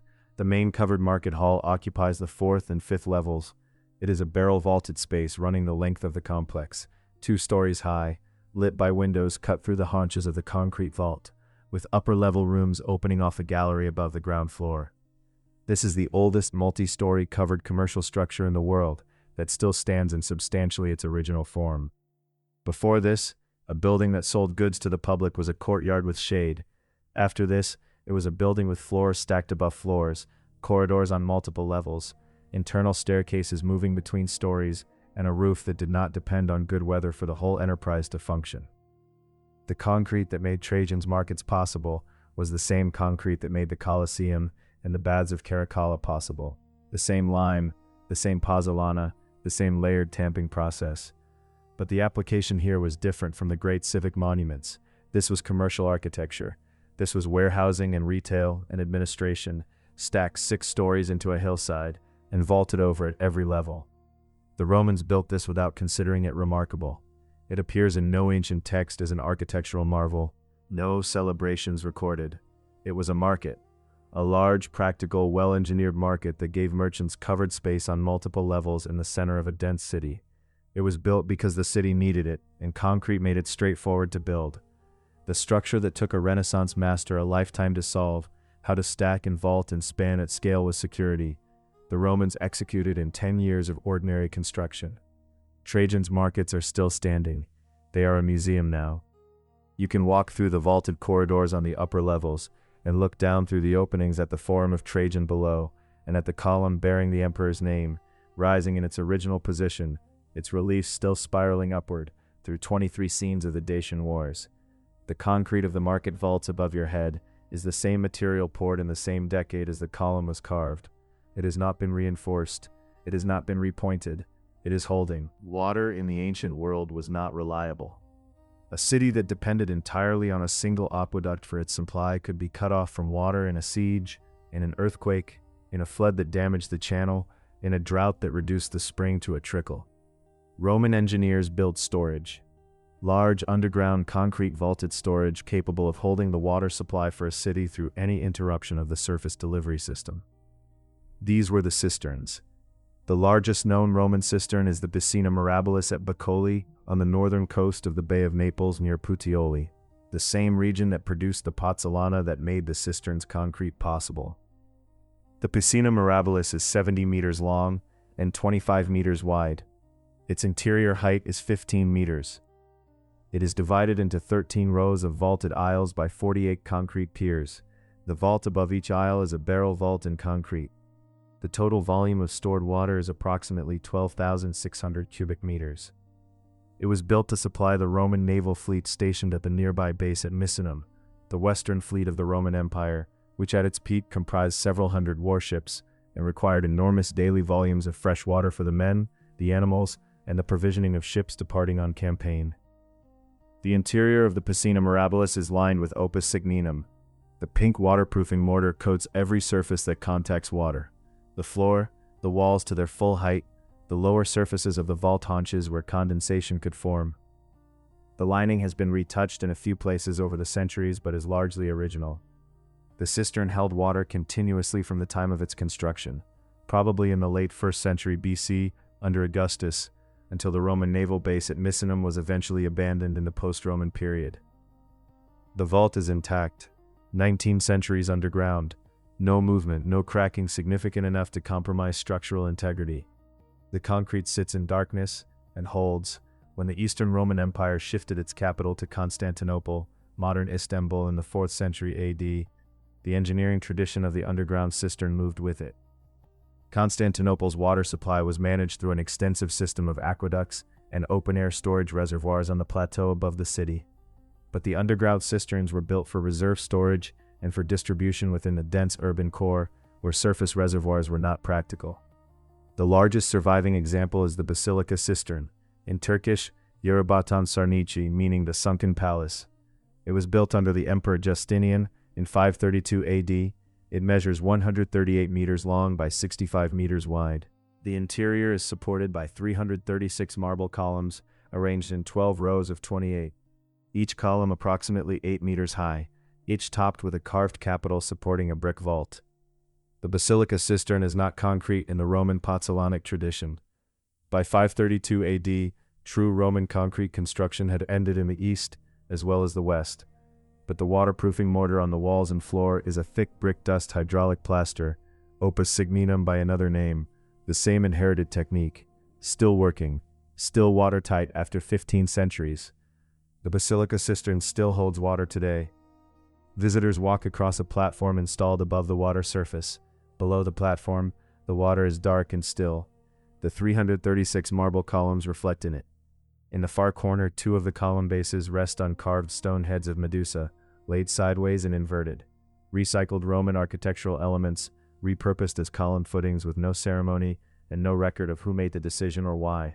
Above the platform, above the water, the brick vaults hold. The opus signinum holds. Where Roman engineers put waterproof mortar, water stayed out. Where they put vaulted concrete, the vault stayed up. The material does not acknowledge the centuries that have passed through it. In the 2 centuries between roughly 100 BC and 130 AD, the Roman Empire built with concrete continuously and at a scale that has not been equaled by any single civilization before or since. To understand what this required in practical terms, it helps to think about what had to be moving at any given moment. The lime kilns were operating across the empire wherever limestone occurred, which was nearly everywhere in the Mediterranean basin. Each kiln required a constant supply of quarried limestone, a constant supply of fuel, and a skilled workforce that knew the temperature to maintain and the duration to hold it. Quicklime, the product of the kiln, is chemically dangerous. It reacts violently with water, generating enormous heat. It had to be handled with knowledge and with care. The slaking process, adding water to the quicklime to produce the workable slaked lime, produced steam and heat, and required the right water-to-lime ratio. Too much water and the mix was too wet, too little, and the reaction was incomplete, and the mortar would not set properly. The pozzolana was being quarried from the Campi Flegrei near Puteoli on an industrial scale. It was loaded into sacks. The sacks were loaded onto carts. The carts moved to the port. There it was loaded onto cargo ships, the same cargo ships that moved grain and wine and oil and timber around the empire, and distributed to construction sites along every coast the Roman Empire touched. For inland sites, it moved by river barge where rivers were navigable, and by cart overland where they were not. The caementa, the coarse aggregate, was sourced locally at each construction site. Broken tufa from Roman quarries, broken brick from tile kilns operating near every major city, broken limestone from any convenient source. Old amphorae, cracked and no longer useful for storage, were sometimes used whole or broken into the concrete mix to reduce weight in vaults where mass needed to be kept low. The timber for formwork was a major ongoing consumption of wood. Every vault, every dome, every arch required wooden centering, the temporary curved scaffold that supported the concrete while it cured. In large construction campaigns, the formwork was reused and moved from bay to bay as each section hardened. In a building like the Colosseum with 80 identical vaulted bays, the same forms were moved around the ellipse in sequence. But for every project, timber was consumed in quantity, and timber was heavy and slow to move. And then the workers, lime burners who knew the kilns, mixers who knew the ratios, carriers who moved the mortar from the mixing area to the pour, tampers who compacted each layer, formwork carpenters who built, set, and struck the wooden centering, surveyors who controlled the alignment and level, skilled finishers who applied the opus signinum waterproofing and the stucco surface coats, foremen, supervisors, the whole apparatus of organized construction at scale. A bath complex in a provincial city of moderate size might employ 3,000 workers for 5 to 7 years. The Baths of Diocletian in Rome, the largest bath complex ever built, begun in 298 AD, are estimated to have required the labor of 40,000 workers for 8 years. All of this was running simultaneously across an empire that stretched from Scotland to Mesopotamia for 2 centuries at full pace. Then in 476 AD, the Western Roman Empire ended. The last emperor of the West, Romulus Augustulus, was deposed by Odoacer, a Germanic chieftain whose forces had long been integrated into the Roman military apparatus. There was no dramatic final battle. There was no burning of Rome. The empire did not so much collapse as dissolve. The administrative structure that had organized the movement of pozzolana and lime and timber and workers across the known world simply stopped functioning at the scale it had previously required. The lime kilns did not stop firing on that day. The quarries near Puteoli did not go silent overnight, but the contracts stopped coming. The imperial building programs that had driven demand for pozzolana in industrial quantities had no successor at the same scale. The supply chains that moved the gray ash across the Mediterranean were not replaced. Cargo ships that had carried pozzolana to harbors in Gaul and Britain and Syria found other cargoes or stopped sailing altogether. The warehouses near Puteoli that had been built specifically for storing and distributing the ash gradually emptied, and then they were not refilled. What happened next, the 12 centuries in which Europe built without true hydraulic concrete, begins in section 4. The warehouses near Puteoli did not empty all at once. For several decades after 476 AD, the practical machinery of Roman construction continued to turn in places. The city of Rome still had its prefects, its administrative offices, its population of several 100,000 people who needed buildings maintained and roads repaired. The Eastern Empire, still functioning, still governed from Constantinople, was commissioning new structures well into the 6th century, using methods that drew on the Roman tradition. The quarries near Puteoli did not go silent on the day Romulus Augustulus was deposed. They fell quiet gradually over a generation, as the contracts stopped arriving and the purpose of the gray ash that filled them ceased to be understood by anyone with the authority to fund its extraction. This is how knowledge dies in material trades. It does not vanish in a library fire. It does not get burned or buried or deliberately suppressed. It persists as long as the people who practice it are employed to practice it. When employment ends, the practitioners age. Their apprentices find other work. The next generation learns a different craft. Within 2 or 3 generations, the knowledge has become a memory, and then not even that, just a ruin that later people look at without being able to understand how it was made. The process was not uniform across the western territories that had been Roman. In Italy itself, construction using Roman methods continued longer than elsewhere. Roman concrete appears in Italian structures dating from the late 5th and early 6th centuries, modest in scale, and increasingly impure in formulation, as the supply of properly quarried pozzolana became harder to source, but still recognizably in the Roman tradition. The Church of Santa Sabina in Rome, consecrated in 432 AD, uses brick and mortar in ways that reflect a living knowledge of the Roman system, not yet entirely degraded. In Britain and Gaul, the knowledge was already gone before the Western Empire formally ended. The last major Roman construction projects in Britain occurred in the late 3rd and early 4th centuries, the Saxon shore forts, the final expansions of military infrastructure. By the time the legions departed in 410 AD, construction of any complexity had already been contracting for decades. The people building in Britain in the 5th century were building in timber. The skill of cutting and laying stone had not entirely vanished, but the art of mixing a material that could substitute for stone, or span spaces that stone alone could not span, had already been forgotten. The supply chains were the first thing to go. Roman concrete required coordination across enormous distances, pozzolana from the Campi Flegrei, lime from whichever limestone source was nearest, timber from managed forest, skilled labor from a workforce trained in the specific sequence of the work. If any one of these inputs became unavailable, or if the administrative structure that organized payment and delivery collapsed, the whole system stopped. And it stopped completely, because there was no simpler version of it. You could not do Roman concrete halfway. If you could not get the ash, you were building with something else. In the eastern territories, the decline was slower and less complete. The city of Constantinople was actively under construction through the 5th and 6th centuries. The Eastern Emperor Justinian's reign, 527 to 565 AD, saw the construction of the Hagia Sophia, of dozens of churches across the eastern Mediterranean, of major harbor works, and defensive walls. The building tradition in the East retained more of the Roman engineering vocabulary than the West.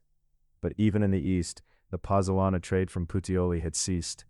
What the Eastern builders were doing by the 6th century was working with the materials locally available, good hydraulic limes in some regions, brick and gypsum in others, and producing structures that were sophisticated, but not Roman concrete.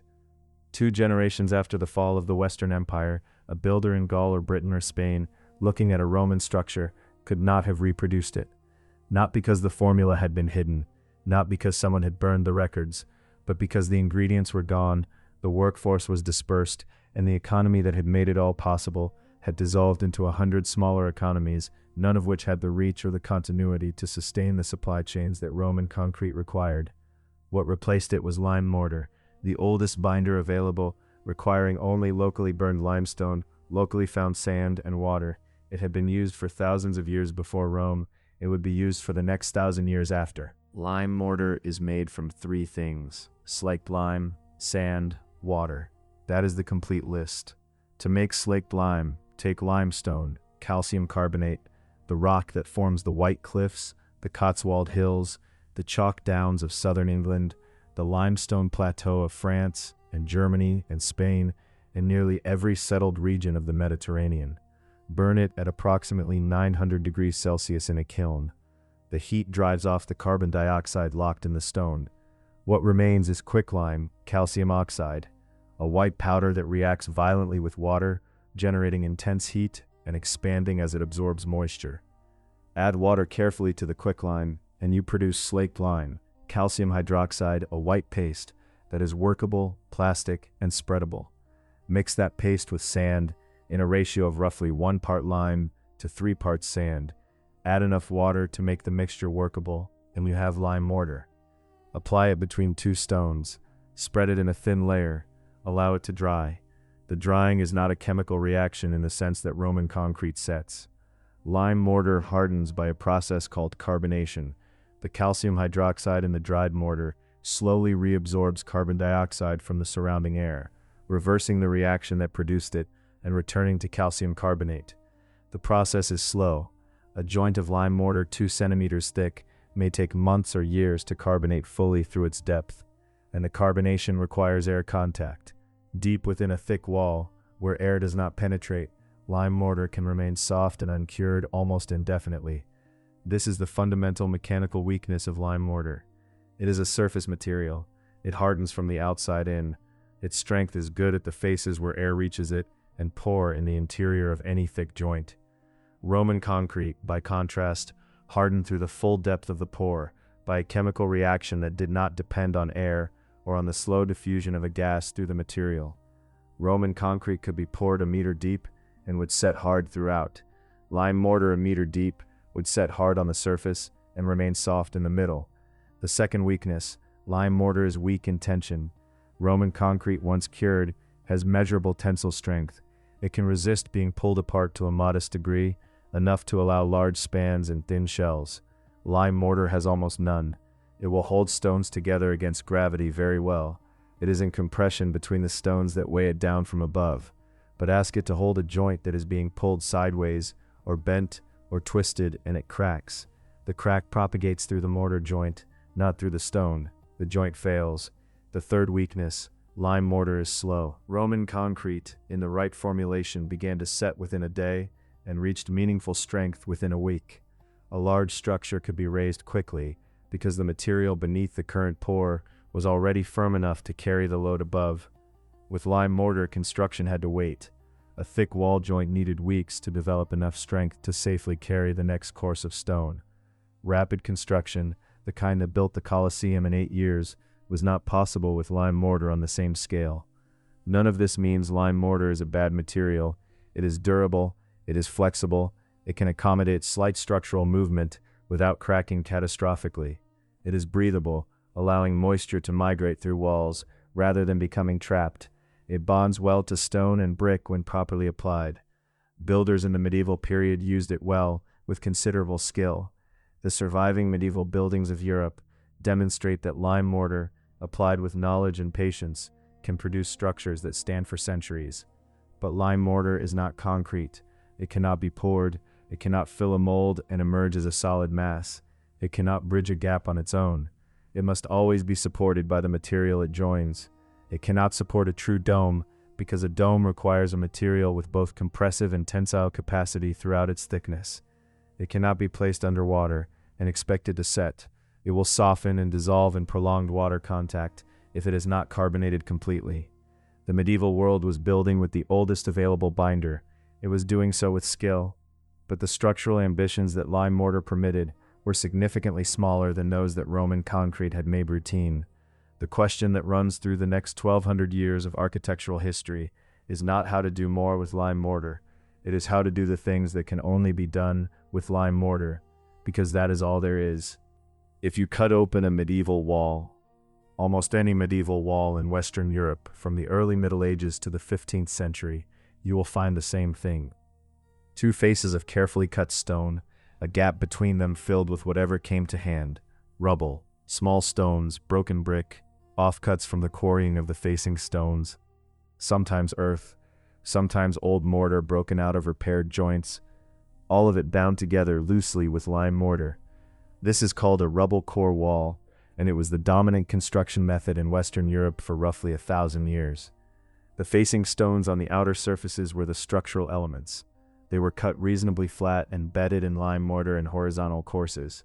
They gave the wall its appearance, its weather resistance, and its structural integrity. The rubble core between the faces was not really a structural element. It was fill. It occupied the gap. It held the two faces apart. It contributed mass, but it was not bonded into a monolithic structure in the way that Roman concrete was. It was an aggregate without a proper binder, enclosed by faces that were properly bonded. The weakness of this system is specific and predictable. As long as both face courses stay in place, the core is contained and the wall stands. The wall can be very tall under these conditions. Medieval castle walls and cathedral walls routinely reach 15 to 20 meters in height. The mass of the core material is pressed downward by gravity, held inward by the facing stones, and the whole structure stays in compression and stays up. But if one face fails, if a large section of facing stone is knocked loose by a siege engine, or if the lime mortar in the facing courses degrades past a critical point, or if the wall settles unevenly and the facing cracks, the core has nothing to hold it. It does not crack and stay in place like Roman concrete. It flows. Medieval chronicles that describe the destruction of walls and sieges consistently note the same phenomenon. The facing stones fall outward, and the rubble fills the breach from within, pouring out like grain from a split sack. The structural logic of the wall makes this inevitable. Remove the container, and the contents flow. Roman concrete walls under attack from siege engines behaved differently. The material was monolithic, bonded throughout by the pozzolanic binder. When struck by a battering ram or a catapult projectile, Roman concrete did not flow, it fractured. The fracture propagated through the mass in large solid pieces, each of which retained its own structural coherence. The pieces fell inward or outward and stayed where they landed. The breach was solid rubble. Medieval attackers frequently abandoned assaults on Roman-built walls because even when breached, the material was too coherent to dig through quickly. The difference between the two materials was not academic. It determined how long a fortification could hold under assault. It determined how high you could build a cistern before the water pressure cracked the mortar joints. It determined whether a harbor wall could resist the surge of a winter storm. Every structural decision in the medieval world was made in the context of what lime mortar could and could not bear, and the limits of lime mortar were the limits of medieval building. The stonemasons of the medieval period were extraordinarily skilled. The precision with which dressed stone was cut and fitted in a great cathedral, the accuracy of the arch profiles, the exactness of the column capitals, the geometric perfection of the tracery in the windows, represents a standard of craftsmanship equal to anything the Romans achieved in their own stone-cutting tradition. The knowledge of proportion, of structural load, of how weight flows through an arch and down a pier and into a footing, this knowledge was sophisticated and continuously refined through the medieval centuries. But the material imposed its limits. You could not pour medieval stonework, you could not fill a form with it and wait for it to harden. You could not build a hemisphere 43 meters across, out of lime mortar and rubble, and trust that it would stand. Every span, every vault, every arch had to be assembled stone by stone and joint by joint, each piece placed individually, each one depending on the precision of its neighbor for its position and its load path. The patience required was immense. The knowledge required was deep. The structural results were, at their best, astonishing, but the structural results were also, at their limits, the products of 1,000 years of workarounds for the absence of a single material. That absence is what the next centuries were shaped by, not by ignorance, not by lack of ambition, by the chemistry of what was and was not available to burn and mix and lay in the walls that held the medieval world together. The ceiling is the central problem of stone architecture. A flat timber ceiling is straightforward. It spans between walls on beams. The beams sit on the wall tops. Gravity pulls the beams straight down, and the walls carry the load vertically into the ground. No horizontal force, no outward pressure on the walls. Simple. A stone ceiling is different. Stone cannot span as a beam. Stone is brittle under the bending forces that a beam experiences, strong in the top half where the fibers are compressed, catastrophically weak in the bottom half where the fibers are under tension. A stone beam spanning a wide gap will snap at its midpoint before it can carry any meaningful load. This is why stone lintels in ancient temples span only short gaps, 2 meters, 3 meters at most, and only at shallow depths of section. To span wide spaces with stone, you need an arch. The arch works because every stone in it is in compression. The load from above is passed from stone to stone in a diagonal path that curves from the crown down to the supports on either side. No stone is in tension. No stone is being asked to resist bending. Each stone presses against its neighbors, and the neighbors press back, and the whole assembly stands in stable equilibrium under load, as long as the supports hold. The simplest vaulted stone ceiling is a barrel vault, an arch extended in depth, like a tunnel or a half-cylinder. A barrel vault carries its load well along its length, but it pushes outward at its two sides with a force that is proportional to its weight and its span. The wider and heavier the vault, the harder it pushes against the walls that support it. And the push is not downward, it is sideways, at a roughly 45-degree angle, directed outward and downward from the vault's haunches. If the supporting wall is not strong enough and massive enough to resist this lateral thrust, the wall tilts outward and the vault collapses. This is the defining structural problem of Romanesque architecture, the architecture of the early medieval period, the 9th to 12th centuries. Romanesque builders solved it the only way available to them, by making the walls thicker. A thicker wall has more mass. More mass means more inertia against tilting. If the wall is thick enough, the outward thrust of the vault cannot move it. The vault is safe. But thick walls have a cost. A window is a hole in a wall. A hole is a weakness. The more holes you cut, the more mass you remove from the wall, the less resistance it has against the vault's thrust. In a Romanesque church built to support a heavy stone barrel vault, the windows must be small, the walls must be essentially solid. Light enters in thin shafts through narrow openings. The interior is dimly lit. The walls are 2 to 3 meters thick in many major Romanesque buildings. The Abbey Church of Cluny III, built in Burgundy between 1088 and 1130, the largest building in Europe for a century, had barrel vaults approximately 30 meters above the nave floor, supported by walls whose massive piers and thick construction expressed the structural logic of the material and the technique. The interior was not dark. The builders were skilled in the placement of windows in the transepts and side aisles to bring light into the nave indirectly. But the structural system had reached its natural limit. Taller than this, with the same system, was not possible. The walls required to support a barrel vault higher than 30 meters would have been so thick that the building would have been more wall than interior space. The ratio of mass to void would have tipped past the point of usable architecture. The Romanesque system could not go further up without becoming something it was not designed to be, a solid mass with rooms carved out of it. The builders of the mid-12th century knew this problem. They had been working against it for generations. The solution came from two geometrical insights applied simultaneously, the pointed arch and the ribbed vault, neither of them invented at a single moment or by a single mind, but combined into a structural system at the Abbey of St. Denis outside Paris sometime around 1140, under the direction of Abbot Suger, and then refined and amplified across the great cathedrals of northern France over the following century.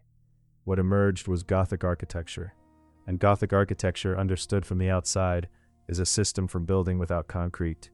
Every technical innovation it contains, the pointed arch, the ribbed vault, the flying buttress, is a response to the same underlying condition, that the builders did not have a pourable, self-hardening, monolithic material to work with. They had stone and lime mortar and extraordinary intelligence, and they built some of the most structurally sophisticated buildings in human history from those materials alone. The pointed arch does something specific to the direction of force. In a semicircular arch, a Romanesque arch, the thrust at the supports is directed at approximately 45 degrees from the vertical. That is, the arch pushes outward almost as strongly as it pushes downward. The wall below must resist both the downward load and the sideways push simultaneously. It is a compound demand on the structure. In a pointed arch, the geometry changes. Two curves meet at a point above the center line.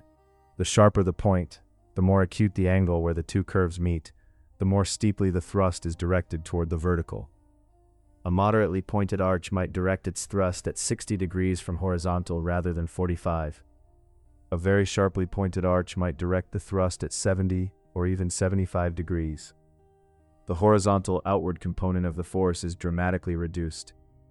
The wall below experiences much more downward load and much less sideways push. Reduce the sideways push enough, and you can thin the walls. Thin the walls, and you can cut windows in them. Large windows, tall windows, windows that fill the space between the structural piers from sill to vault. This is why Gothic cathedrals are full of light, and Romanesque churches are not. The structural system that allows large windows is the same system that allows tall, thin walls. And the structural system that allows tall, thin walls is the pointed arch working in combination with the ribbed vault. The ribbed vault distributes the load of a stone ceiling into discrete ribs rather than spreading it uniformly across the surface.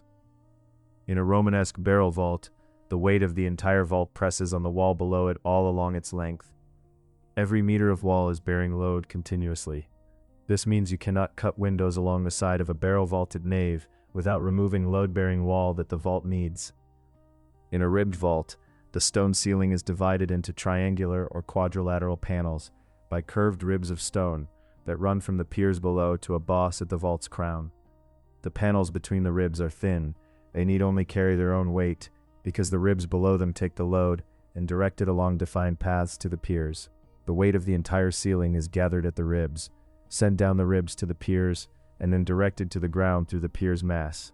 Between the piers, the wall carries almost no vault load at all. Between the piers, the wall can be almost entirely window. In the nave of Chartres Cathedral, the clerestory windows, the upper windows that light the nave directly, rise approximately 8 meters from sill to arch. Between each pair of them is a stone pier of roughly 80 centimeters in width. The windows outnumber and outsize the wall. This was not possible before the ribbed vault concentrated the structural load into discrete vertical lines. But even with the pointed arch and the ribbed vault, there is still a problem. The thrust at the piers, reduced but not eliminated, must still go somewhere. The piers carry the load downward, but the vault still pushes outward at the point where the ribs meet the pier top. At the level of the clerestory, high above the nave, the outward force from the vault is still present. If the wall at that height is thin and full of windows, it cannot resist this force alone. This is where the flying buttress enters the structural system. A flying buttress is a half-arch, a curved stone bridge that begins at the point on the upper wall where the vault's thrust is concentrated and arcs outward across the roof of the side aisle to land on a massive freestanding pier outside the building. The flying buttress catches the outward thrust of the vault and carries it over the open air of the aisle to a counterweight that can absorb it. The counterweight is the external pier, a solid mass of stone heavy enough to resist the force arriving through the buttress without tilting. The nave wall, relieved of this responsibility, can be opened to glass. Looking at a Gothic cathedral from outside, the flying buttresses are visible as a series of arching stone bridges that connect the upper walls to the external piers, springing from the nave at clerestory height and landing on their piers like slender legs. They are among the most visible features of the Gothic style. They are also invisible from inside. You cannot see the mechanism that is holding the wall above you in place. You see only the glass. The entire system, pointed arches, ribbed vaults, flying buttresses working in concert, was developed across the span of roughly 80 years, between approximately 1140 and 1220. It was the product of accumulated practical experiment, of masons returning to completed buildings to observe how the structure had settled and moved, of proportional rules passed from master mason to apprentice and revised at each great building campaign. No single person invented it. The system grew, and the system grew because it was the only way to build tall, light, and large without the material that the Romans had used to do all three things simply. There is a cathedral in Florence that stood open at its top for 140 years. The Cathedral of Santa Maria del Fiore was begun in the year 1296. The nave was built, the walls were raised, the great drum of the octagonal crossing was completed. By the end of the 14th century, the cathedral had a crossing of approximately 43 meters in diameter. The design called for a dome to cover it.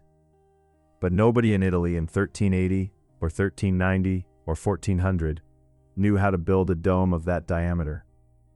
The problem was not the dome itself. The problem was the centering.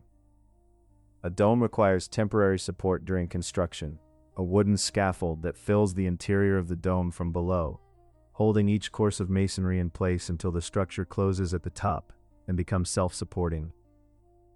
This centering is built from timber. For a dome 43 meters across, the centering would have to span the full diameter of the drum at heights of 50 meters above the floor. The timber required would have exceeded the entire annual timber harvest of Tuscany. The weight of the centering structure itself would have pressed on the drum below, with enough force to risk cracking the foundations before a single course of dome masonry was placed. The dome sat as an open hole in the roof of the cathedral. In winter, the nave filled with rain. The marble floor was damaged repeatedly. The clergy complained. The city of Florence offered prizes for solutions. Proposals came and were rejected. The Guild of Wool Merchants, which funded the cathedral's construction, established a committee to evaluate schemes. No proposal was accepted for decades.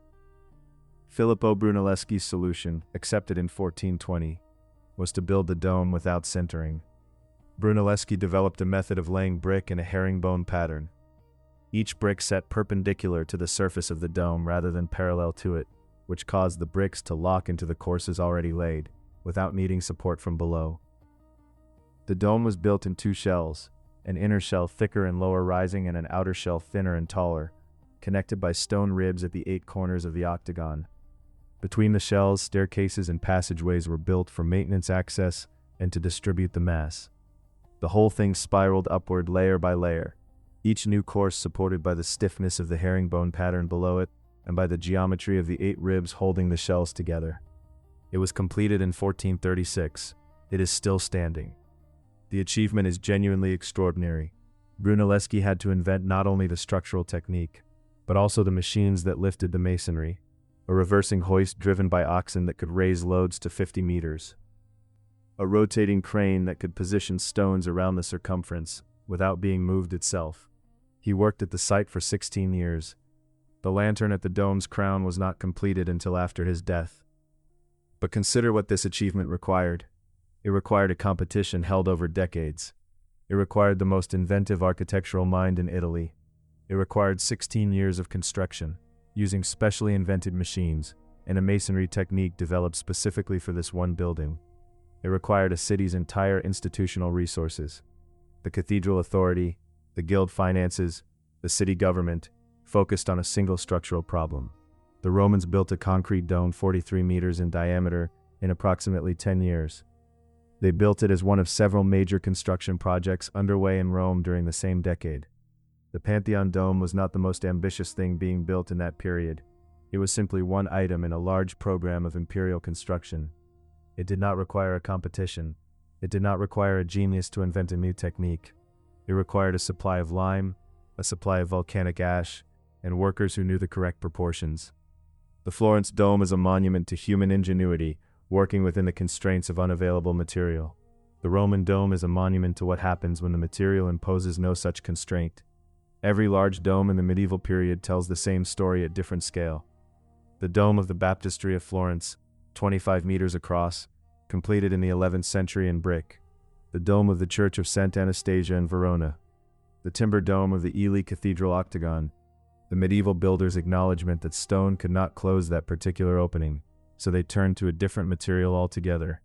In each case, the size of the dome was determined not by ambition, but by the structural capacity of the material available to build it. The span above which stone and lime mortar could not go without extraordinary measures was approximately 20 to 25 meters for a true masonry dome without centering. The span above which Roman concrete could not go was never discovered, because the empire fell before anyone tested the limit. Constantinople sat at the meeting of two seas. To the north, the narrow strait of the Bosphorus, separating Europe from Asia. To the south, the Sea of Marmara opening westward into the Aegean. To the east, the Golden Horn, a deep natural harbor cutting into the city's northern flank. The city occupied a triangle of land bounded on 3 sides by water, defended on the fourth by a wall that the Emperor Theodosius II completed in 413 AD. A double wall of stone and brick, stretching 5.5 kilometers from the Golden Horn to the Sea of Marmara, still largely standing today. The Eastern Roman Empire that ruled from this city did not lose the engineering tradition all at once. The Theodosian walls themselves demonstrate the level of construction competence still available in the early 5th century. The outer wall is approximately 2 meters thick, faced in cut limestone with a rubble and mortar core. The inner wall is 4.5 meters thick and approximately 12 meters high. The mortar throughout contains crushed brick, a technique that improves the mortar's hydraulic properties and its resistance to moisture penetration. The wall is not Roman concrete in the full pozzolanic tradition, but it is not simple lime mortar either. The builders were working with inherited knowledge of how mortar could be made more durable. The Hagia Sophia was built between 532 and 537 AD under the Emperor Justinian. It is a building of extraordinary structural ambition and extraordinary difficulty. The central dome is approximately 31 meters in diameter, rising to 55 meters above the floor. It rests not on a drum, the conventional support for a dome, but on four great arches that define a square plan below. The corners of the square are filled by concave triangular sections called pendentives, which mediate between the circular base of the dome and the square plan of the supports. It is one of the most sophisticated spatial sequences in architecture. The eye moves from the square plan to the round dome through a curved transition that makes the dome appear to float. The dome of the Hagia Sophia is not concrete. It is brick, very thin brick, laid in courses following the curve of the dome, with a mortar that contains crushed ceramic material and that was designed to set before the weight of subsequent courses could cause the uncured joints below to fail. The original dome collapsed in an earthquake in 558 AD, only 21 years after the building was completed. The rebuilt dome is slightly lower rising and more stable. It has stood since 562 AD. What the Byzantine builders had preserved from the Roman tradition was not the pozzolanic formula. They did not have access to the Puteoli ash in commercial quantities after the Western supply chains collapsed. What they preserved was the understanding that mortar could be modified, that adding materials to basic lime could change its properties, that crushed brick, if fine enough and in the right proportion, improved the mortar's durability in wet conditions, that the choice of aggregate and binder and water ratio were all variables to be adjusted rather than fixed quantities. This was not Roman concrete, but it was the tradition of thinking about binders carefully, the tradition that had produced Roman concrete in the first place. The Byzantine builders also maintained a tradition of underground water cisterns that drew on the Roman model. The Philoxeno cistern in Constantinople, built in the 5th century, uses brick columns arranged in rows to support barrel vaults, exactly the structural logic of the piscina mirabilis. The Basilica cistern, the largest in the city, built under Justinian in 532, uses 336 columns and covers an area of 9,000 square meters. These structures required the same understanding of waterproof lining, brick dust mortar applied to every surface that contacted water, that Roman engineers had applied to their cisterns. The knowledge moved from teacher to student inside the Byzantine construction tradition. It survived in practice because the Eastern Empire continued to build on a large scale, because Constantinople remained a functioning city with a large population requiring water storage and public architecture, and because the administrative continuity of the Eastern Empire kept the guild structures and the engineering offices functioning across centuries when the West had none of these things. What the East could not sustain was the full Roman system. The pozzolana trade from Puteoli had ended. The scale of construction that Rome had achieved, hundreds of simultaneous projects across the Mediterranean, was not replicated in Constantinople. The city built magnificently, but selectively. One great church at a time, one great cistern at a time, the industrial pace of the Imperial Roman construction program did not return in the East. It could not, without the material that had driven it. But the knowledge that hydraulic mortar was possible, that mortar could be made to do more than joint stones, survived in the East when it had been entirely lost in the West. That survival would matter, in a small way, to the builders who came later. In the 7th century AD, a new civilization emerged from the Arabian Peninsula and spread with remarkable speed across the territories that had been Roman and Sassanid Persian. Within a century of the death of Muhammad in 632, Islamic political authority extended from Spain in the west to the borders of India in the east. This expansion absorbed the architectural traditions of every territory it moved through. The stone-cutting traditions of Syria and Jordan, the brick-building traditions of Mesopotamia, the plastered mud brick traditions of North Africa, the tilework traditions of Persia.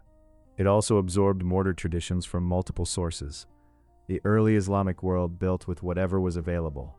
In Syria, Roman territory until the Arab conquest of the 630s, there were still working quarries, still lime kilns, still masons who had learned their trade in a tradition that descended from Roman construction. The Dome of the Rock in Jerusalem, completed in 691 AD, uses Roman and Byzantine construction techniques directly. It was built by craftsmen trained in those traditions, working under the direction of the Umayyad Caliph Abd al-Malik, who was commissioning a monument that would stand comparison with the great buildings of the older religions. In Persia, the tradition was different. Sassanid Persian construction used gypsum mortar extensively, a tradition distinct from the lime mortar tradition of the Roman world. Gypsum plaster sets very quickly, within minutes of mixing, and hardens to a smooth, dense surface that can be carved and polished. It is not waterproof. It dissolves slowly in prolonged water contact. But for interior surfaces and for arid climates where rainfall is rare, it works very well. The great palaces of the Sassanid kings at Ctesiphon and elsewhere were built with extensive gypsum plasterwork. The Islamic builders who succeeded them inherited this tradition and carried it forward. In the Maghreb, the territories of modern Morocco, Algeria, and Tunisia, natural hydraulic limes were available from limestone formations that contained enough clay mineral impurities to produce a mortar with hydraulic properties. These North African limes were not equivalent to Roman pozzolanic concrete. They were stronger than simple lime mortar, setting faster and resisting moisture better. But they were variable in quality, dependent on the specific quarry, and not consistently reproducible across different sites. The builders who used them did so empirically. They knew from experience which quarry produced the better lime, which mixing ratio gave the most workable mortar, which applications the material could and could not sustain. The Alhambra Palace complex in Granada, built largely in the 13th and 14th centuries by the Nasrid sultans who ruled the last Muslim territory in Spain, contains one of the most visible examples of non-Roman hydraulic mortar in use as a structural material. The walls of the Alhambra are built from a material called tapial, rammed earth stabilized with lime. The earth of the hill on which the Alhambra sits is mixed with lime in specific proportions, packed into timber forms and compacted by repeated ramming until it consolidates into a dense, hard block. Remove the form, and the tapial holds its shape. Stack courses of tapial blocks, and you have a wall. The lime in the mixture provides some hydraulic bonding. The wall does not dissolve in rain, despite being essentially earth. The compaction provides density. The wall cannot be easily dug through or undermined quickly. Tapial is not concrete. It does not flow into complex forms. It cannot span a void without additional support. It requires timber forms for every course. But it is a sophisticated use of locally available materials modified by lime to produce a structural element that plain earth or plain lime mortar alone could not provide. The interior surfaces of the Alhambra's great halls, the Hall of the Ambassadors, the Court of the Lions, are covered in stucco plasterwork of extraordinary delicacy, carved geometric patterns, Arabic calligraphy, muqarnas vaulting in the corners where wall meets ceiling. This plasterwork is gypsum-based, applied wet over the tapial walls, carved while still partially set, and then painted in pigments. It is impermanent compared to Roman concrete. Several of the Alhambra's great halls have had their plasterwork substantially restored in the centuries since construction. But in a dry climate, with maintenance, it endures. The Islamic world from the 7th to the 15th centuries was not a world without building sophistication.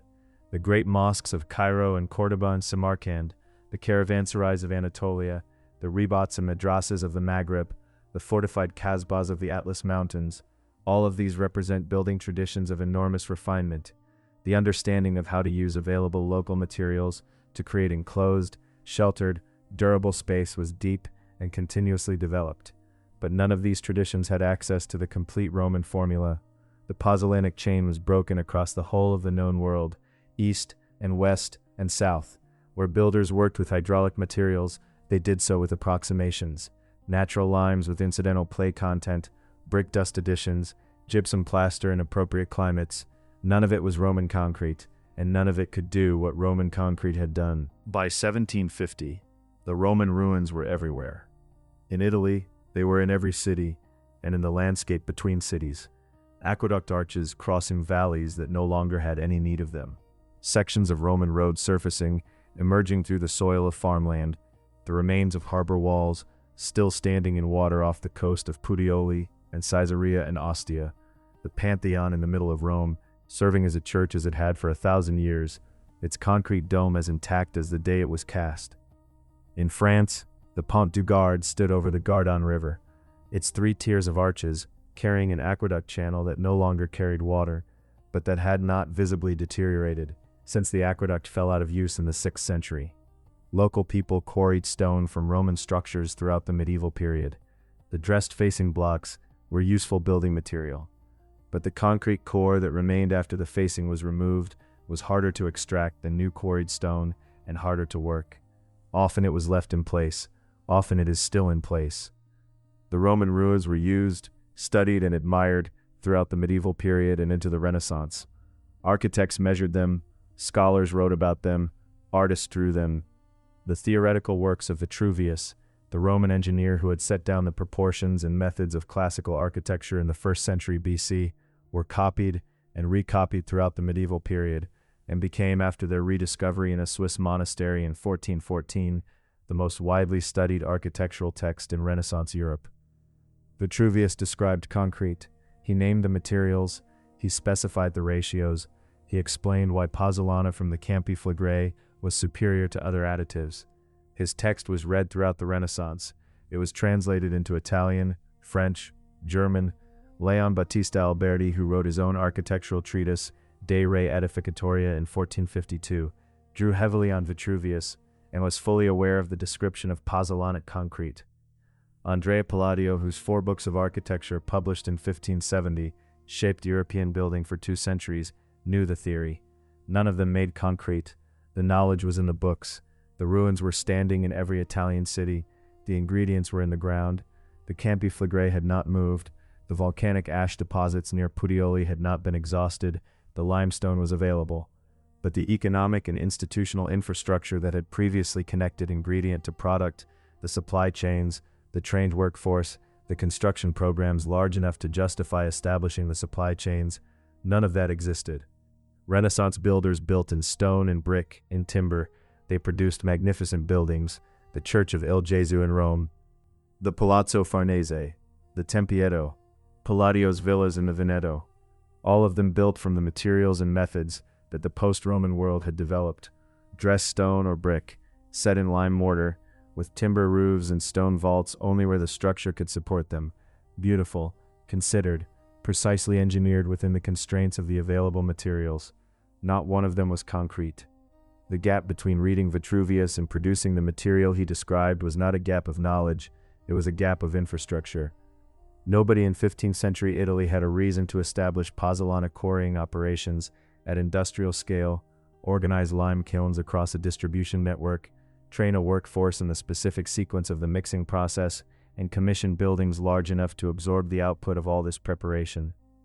The Roman building program had been driven by the specific demands of empire, the need to build at speed, at scale, across vast territories, with a consistent and controllable material. Without that demand, the supply side of the equation never reassembled itself. What finally restarted the chain was not scholarly knowledge. It was a practical engineering problem in a specific place at a specific time, a lighthouse on a rock in the English Channel, and a man with a notebook who wanted to know why some limes set harder than others. In 1756, a civil engineer named John Smeaton was given the problem of building a lighthouse that would not fall down. He had no interest in Roman history. He had never read Vitruvius carefully. He was not looking for the formula that the Romans had used. He was looking for a mortar that would set underwater, and the process of finding it, systematic, empirical, methodical, would lead within 70 years, from a lighthouse on a granite reef in the English Channel to the patent that gave Portland cement its name, from a man with a notebook to a material that would become the most produced substance in human history. That journey begins in Section 5. There is a rock 14 miles southwest of Plymouth. It sits in the middle of the English Channel shipping lane. It is a granite reef, low, dark, barely visible at high tide.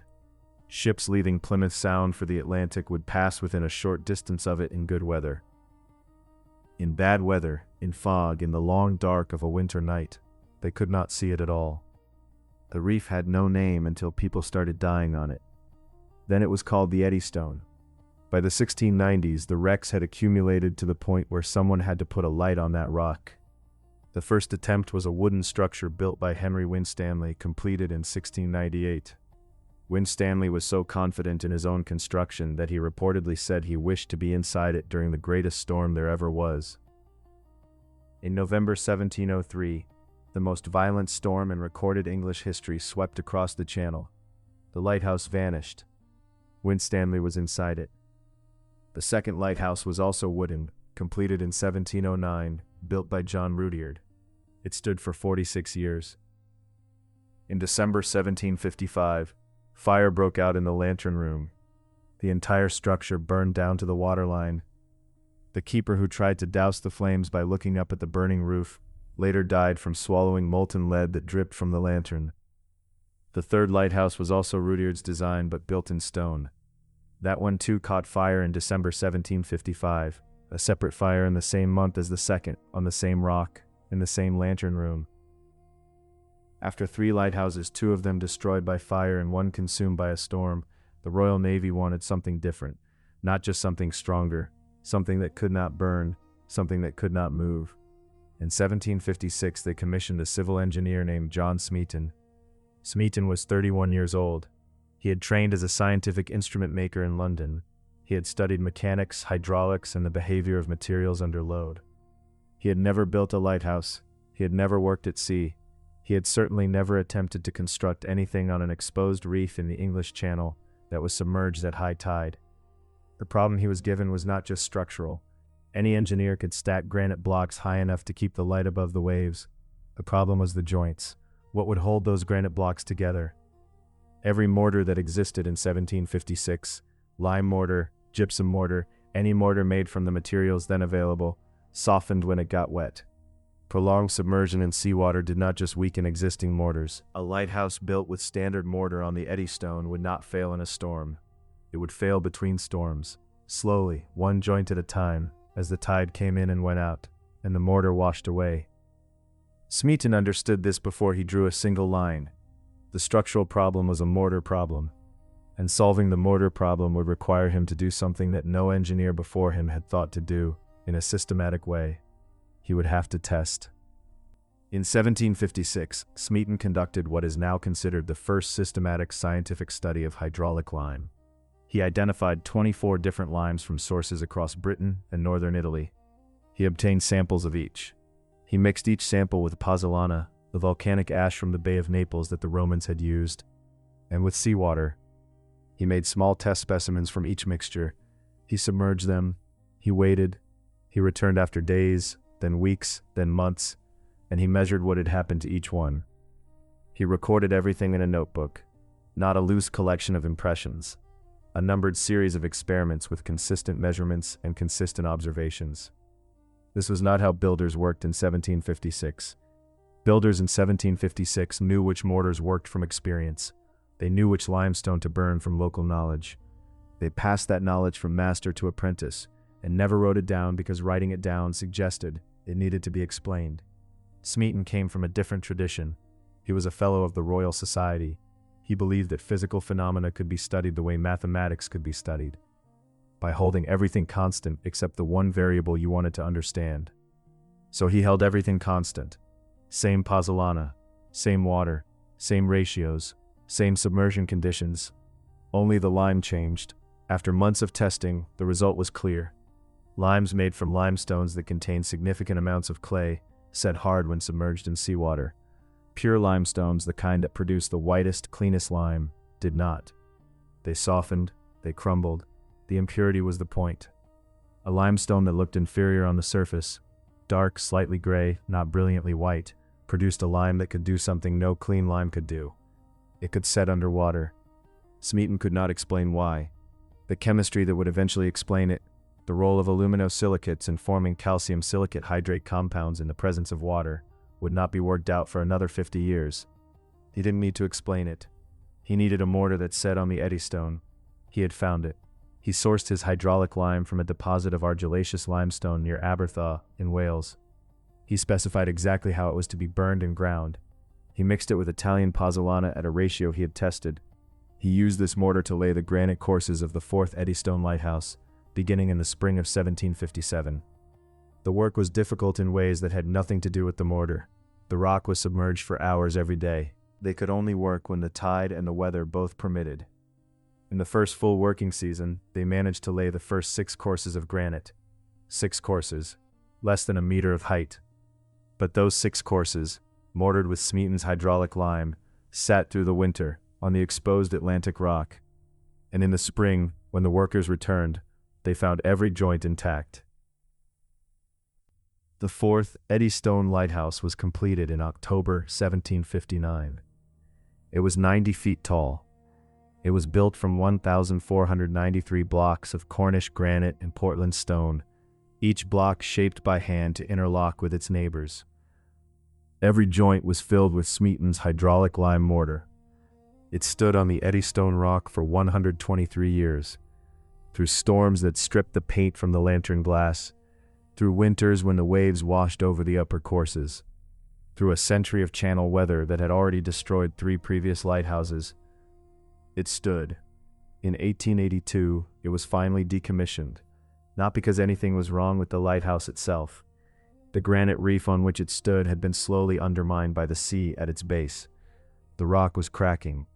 The lighthouse was perfectly sound. Engineers who examined the mortar in 1882 found it as hard as the granite it held.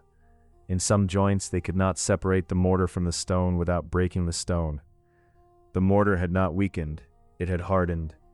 The upper sections of the lighthouse were carefully dismantled and reassembled on Plymouth Hoe, where they still stand today. The lower section remains on the Eddystone rock, still there, still mortared. What Smeaton published afterwards was as important as what he built. In 1791, he produced a detailed account of the construction, every material decision, every test result, every mixing ratio, and made it available to engineers across Britain and Europe. This was unusual. Most builders of his era kept their methods private. Smeaton published them because he believed the problem he had solved was a general problem, not specific to lighthouses. He was right. After 1791, engineers building harbor walls, canal locks, bridge foundations, and dock structures across Britain began specifying hydraulic lime. They didn't always know why it worked better. They knew from Smeaton's record that it did. The knowledge spread not through chemistry, but through engineering practice, through the slow accumulation of structures that held when others failed. And there was another thing that spread more quietly, the idea that mortar could be studied, that the materials used in construction were not fixed by tradition and local supply, but were variables that could be tested, adjusted, and improved. That a man with a notebook and a set of test specimens and enough patience to wait for the results could find something that 1,000 years of practice had not found. Smeaton was not a chemist. He never identified what it was in the argillaceous limestone that made the difference. He found the answer without understanding why the answer was the answer. That understanding would come from someone else, working in a different place, with different materials, solving a different problem. 40 years later, on the mudflats of the Thames estuary at low tide, a man would pick up a dark, heavy stone from the riverbed and wonder what would happen if he burned it. The Thames estuary at low tide exposes its foreshore in long mudflats stretching out from both banks. The mud is gray and soft, and it smells of river and salt and thyme. At low tide, if you know where to look, you find them half buried in the mud. Round, dark, dense stones, heavier than they look. Some the size of an apple, some the size of a head. They are septarian nodules, concretions of limestone and clay, compressed and mineralized over millions of years inside the sediment.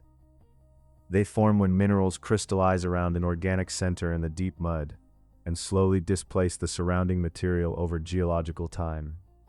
The cracks that run through their interiors are filled with calcite. Cut one open and it looks like a dark stone with a web of pale veins running through it. To a builder in 1780, they were worthless. They were obstacles in the river, hazards to shallow draught boats. Nobody had ever thought to burn one. James Parker was born in 1751. He trained as a minister but spent his spare time collecting geological curiosities from the Thames foreshore. He had been picking up septarian nodules for years, studying their internal structure, noting the variety of minerals they contained. At some point in the 1780s, the exact date is not recorded, he put one in a kiln. He burned it at a temperature hot enough to drive off the carbon in the limestone. He took the calcined nodule out of the kiln. He ground it into powder with a pestle. He mixed the powder with water. Within 15 minutes, the paste had set hard. Not soft set, Hard. Harder than any lime mortar he had worked with. He tested it again with seawater instead of fresh water. Same result. He submerged a set specimen in a bucket of water overnight. In the morning it had not softened. It had continued to harden. Parker spent the next several years working out how to make the process consistent. Which nodules produced the best results? What temperature produced the most reliable set? What ratio of powder to water produced the strongest paste? He discovered that nodules from different parts of the estuary behaved differently. The ones from the Isle of Sheppey and the Thames estuary were consistently good. The clay content was right. The limestone content was right.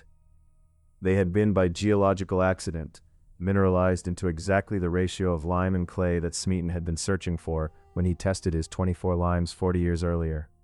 Parker did not know about Smeaton's experiments. He had not read the 1791 report on the Eddystone. Not by testing known limes, but by testing an unknown stone that nobody had considered worth testing. By 1796, he had enough confidence in the material to file a patent. Parker's patent, granted in 1796, covered the calcination and use of septarian nodules as a hydraulic cement. He called his product Roman cement. The name was deliberate.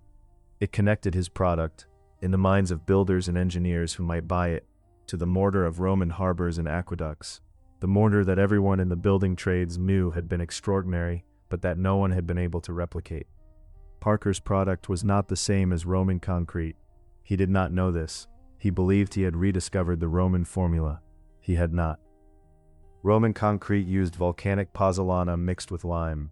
Parker's cement was a naturally occurring limestone clay mixture fired in a single step. The chemistry was different. The hydration reactions were different.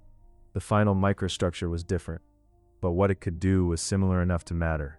It set fast. Within 30 minutes of mixing, Parker's Roman cement had passed the point where it could be worked. Standard lime mortar took days or weeks to develop meaningful strength. Roman cement was usable strength in half an hour. It was waterproof. Not resistant to water, waterproof. Specimens submerged in seawater did not dissolve.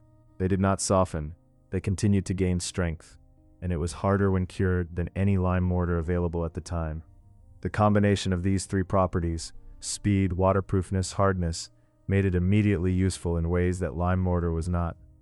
Engineers building harbor walls used it. Architects rendering the exteriors of Georgian townhouses used it.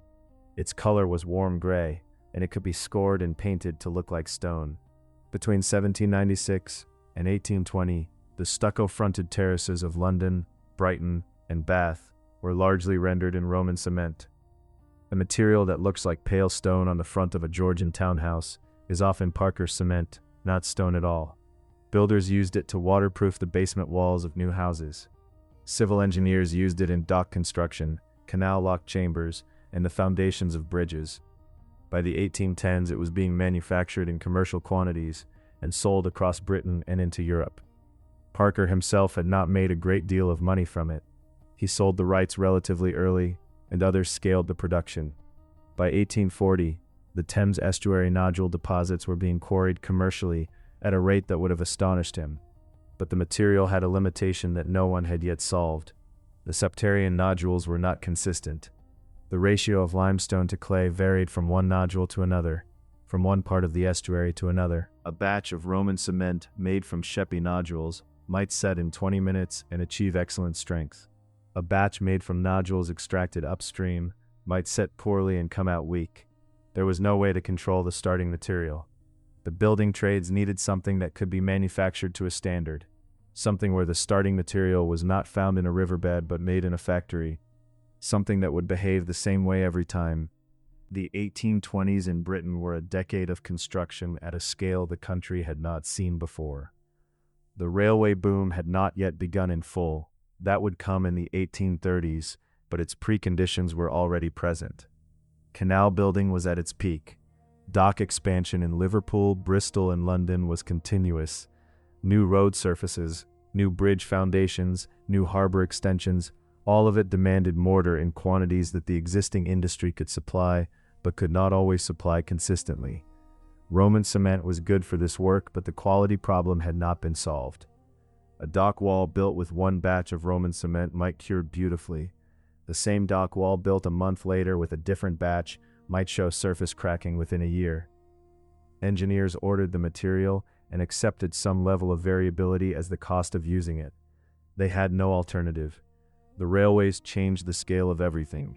When the Liverpool and Manchester Railway opened in 1830, and when the railway network began expanding in earnest through the 1830s and 1840s, the volume of construction that followed was unprecedented in British history.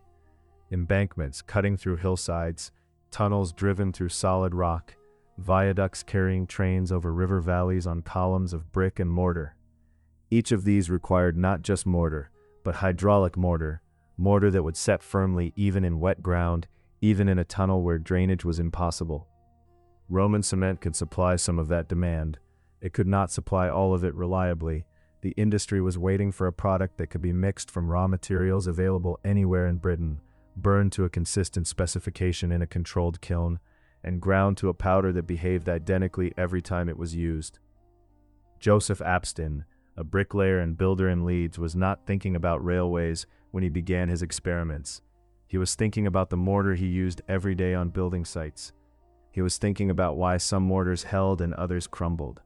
He was thinking with the practical mind of a man who worked with materials rather than studied them, about whether a better mortar could be made from the limestone and clay that were both available cheaply in Yorkshire. Aspdin had been burning limestone and clay together in small quantities since at least 1817. He was not the first person to think of this combination, but he was systematic about it in his own way. He adjusted the proportions. He adjusted the temperature. He noted what happened. He had no scientific framework for what he was observing. He had no instruments to measure kiln temperature. He had only his eyes and the results in his hand. Whether the product that came out of the kiln ground to a powder that, when mixed with water, set hard and stayed hard. By 1824, he had something he believed was patentable. By 1824, he had something that he believed was better than anything then available. He filed his patent in October of that year, and the name he gave it, the name that would eventually become the name of the most produced construction material in the history of the world, was Portland cement. Joseph Aspdin was born in 1778 in Leeds. His father was a bricklayer. He became a bricklayer. His son William would also become involved in the trade. 3 generations of men who worked with brick and mortar and lime and understood through their hands what chemists would later describe with equations. British patent number 5022 was granted to Joseph Aspdin on the 21st of October, 1824. The title of the patent was An Improvement in the Modes of Producing an Artificial Stone. Inside the document, Aspdin described his product as Portland cement. Portland stone was the gray cream limestone quarried from the Isle of Portland in Dorset. It was the prestige building material of Georgian Britain. St. Paul's Cathedral was built from it. The new buildings of central London were faced with it. It was expensive, slow to quarry, and difficult to transport. But it was beautiful, and it was associated in the public mind with quality, permanence, and the architecture of the ruling class. Aspdin claimed that his cement, when mixed with sand and water and allowed to harden, produced an artificial stone that closely resembled Portland stone in color and hardness. Whether this claim was accurate is debatable. What is not debatable is that the name worked. Portland cement was a name that builders and architects and civil engineers could trust before they had tested it. The name carried the association of quality that the product itself had not yet established.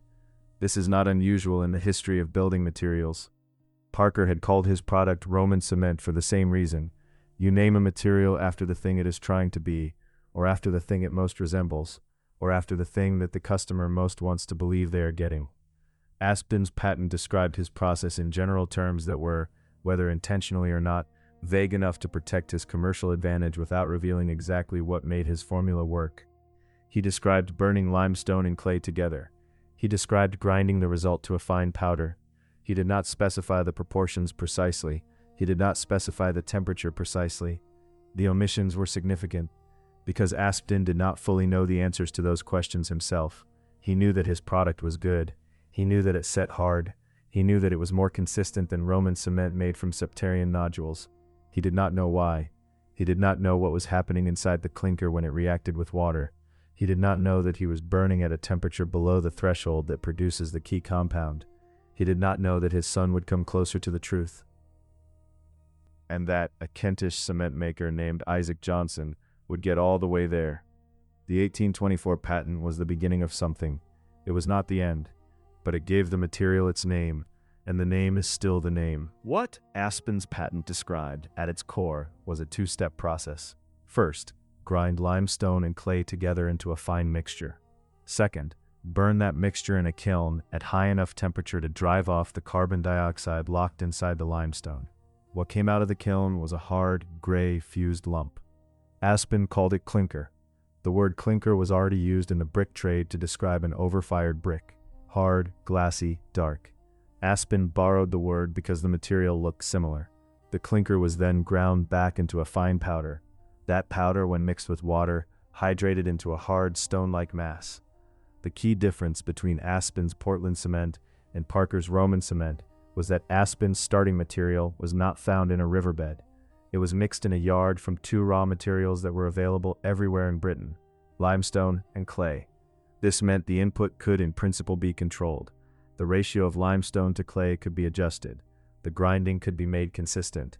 The product could approach something like standardization in a way that natural nodule cement never could. But there was a problem that Aspdin could not see because he had no way to measure it. His kilns were not hot enough. The temperature at which he was burning the limestone clay mixture, somewhere below 1,300 degrees Celsius, was not high enough to produce the primary binding compound. That compound, tricalcium silicate, only forms above 1,400 degrees. At lower temperatures, the calcium and the silica from the clay combine into dicalcium silicate, which does set and harden but much more slowly and with less final strength. Aspdin's Portland cement was genuinely useful.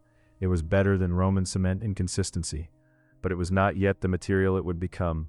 His son, William Aspdin, who worked in the family business through the 1830s, began running kilns hotter. Whether he understood what this was doing chemically is not clear. What is clear is that William's cement was stronger. It was harder. It set in a more controlled way, and it was beginning to attract notice from civil engineers working on projects where consistency and strength both mattered. William Aspdin eventually established his own works in Gateshead, then moved to Hamburg. The family's contribution to the material's development was real, but imprecisely documented, because neither Joseph nor William kept the kind of systematic records that Smeaton had kept. They were builders, not scientists. They worked by adjustment and observation, not by experiment and record. The man who finally brought full scientific understanding to the process, who determined what temperature was required and what compound that temperature produced, and why that compound was so much stronger than anything produced at lower temperatures, was not a member of the Aspdin family at all. His name was Isaac Johnson. He worked at a cement works in Swanscombe in Kent, and in 1845, he burned a batch of clinker at a temperature no one had matched before. Isaac Johnson's kiln at Swanscombe ran hotter than any kiln that had been used for cement production before it. The exact temperature he achieved is not recorded with precision. What is recorded is the result. The clinker that came out was darker than Aspdin's, harder, more glassy on its broken surfaces.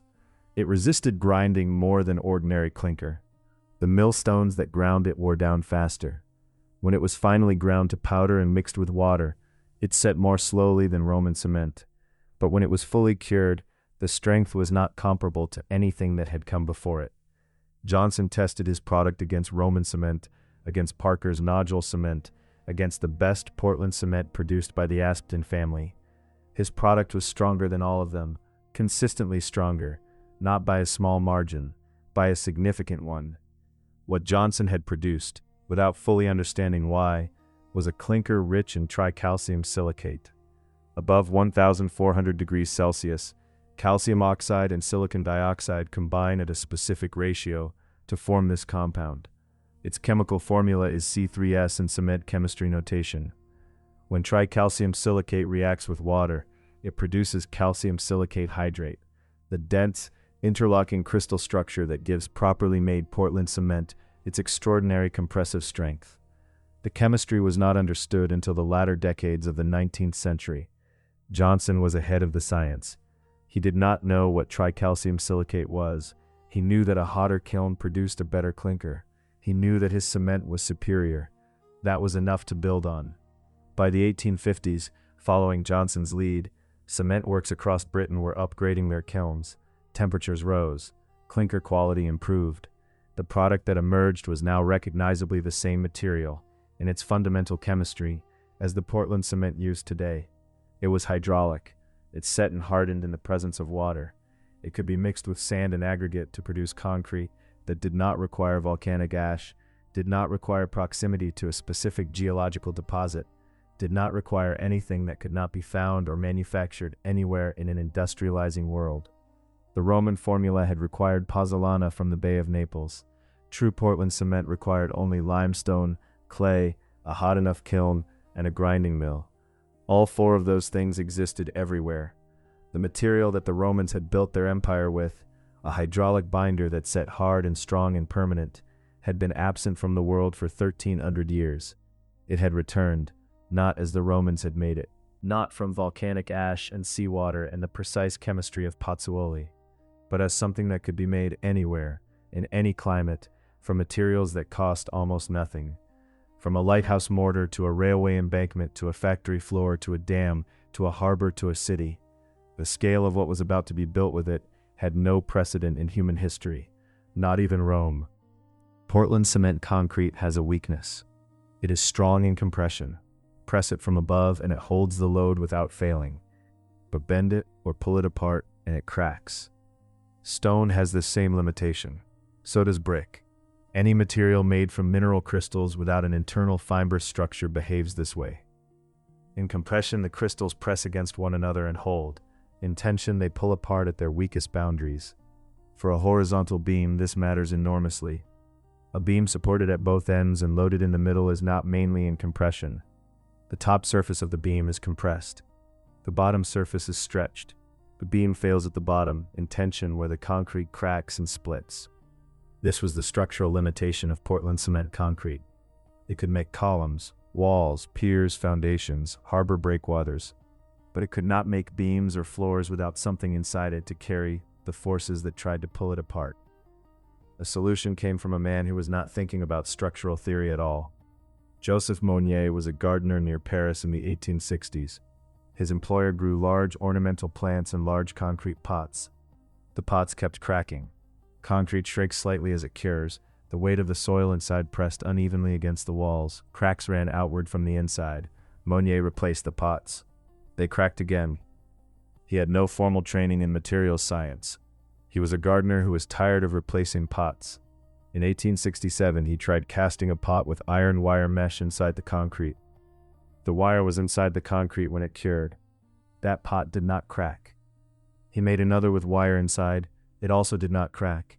He made a third without any wire. As a comparison, that one cracked. Monier patented reinforced concrete flower pots in 1867. He did not fully understand what the wire was doing inside the concrete. He understood that it was working.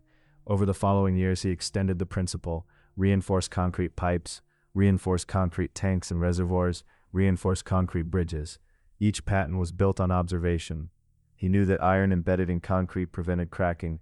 He did not calculate where in a beam the tension was greatest. He did not work out that the reinforcement should be positioned specifically at the points where tensile force was highest. That theoretical work came later. What he had shown in a garden outside Paris in 1867 was that two ordinary materials, iron and concrete, could be combined into something that neither one was alone. The reason the combination worked turned out to be partly chemical. Iron and hardened concrete bond strongly at their shared surface. The concrete grips the iron as it cures, and the two materials expand and contract at almost exactly the same rate when temperature changes. The bars did not loosen inside the concrete over time. They remained bonded and could carry tensile force indefinitely. Monier had found entirely by accident a combination of two materials that behaved as if they had been designed for each other. The industrial world would take another 20 years to understand what he had found. François Hennebique was a Belgian building contractor who had been watching reinforced concrete experiments in France and Germany through the 1880s. He was a builder. He had grown up in the trade, working with stone, brick, and timber. By the late 1880s, he had become convinced that reinforced concrete was not just a curiosity for garden ornaments and water tanks. It was the structural material the industrial world had been waiting for. The problem, as he saw it, was that nobody had yet developed a complete system. Monier had shown the principle. Other experimenters had produced reinforced beams and columns, but there was no unified method, no set of rules for how to place the iron, in what quantity, at what depth within the concrete, and in what orientation, in order to build every element of a real structure. Hennebique set out to develop that system. He worked through the late 1880s testing reinforced concrete beams in his own yard. He loaded them to failure. He recorded where the cracks appeared. He moved the iron to those places and tested again. He bent the end of each bar upward into the concrete of the supporting column, so the tension in the beam could be transferred continuously into the column below. In 1892, he patented what he called the Système Hennebique. It was the first complete reinforced concrete structural system. Concrete columns reinforced with vertical iron rods, concrete beams reinforced with horizontal rods bent upward at the ends, concrete floor slabs cast monolithically with the beams below them. Every element of a building's skeleton made from the same material, the reinforcement placed precisely where the forces demanded it. Hennebique did not sell his system. He licensed it. To use the Système Hennebique, a builder had to hire Hennebique's firm to supervise and certify the work. This gave him quality control over every building built with his method. It also made him wealthy.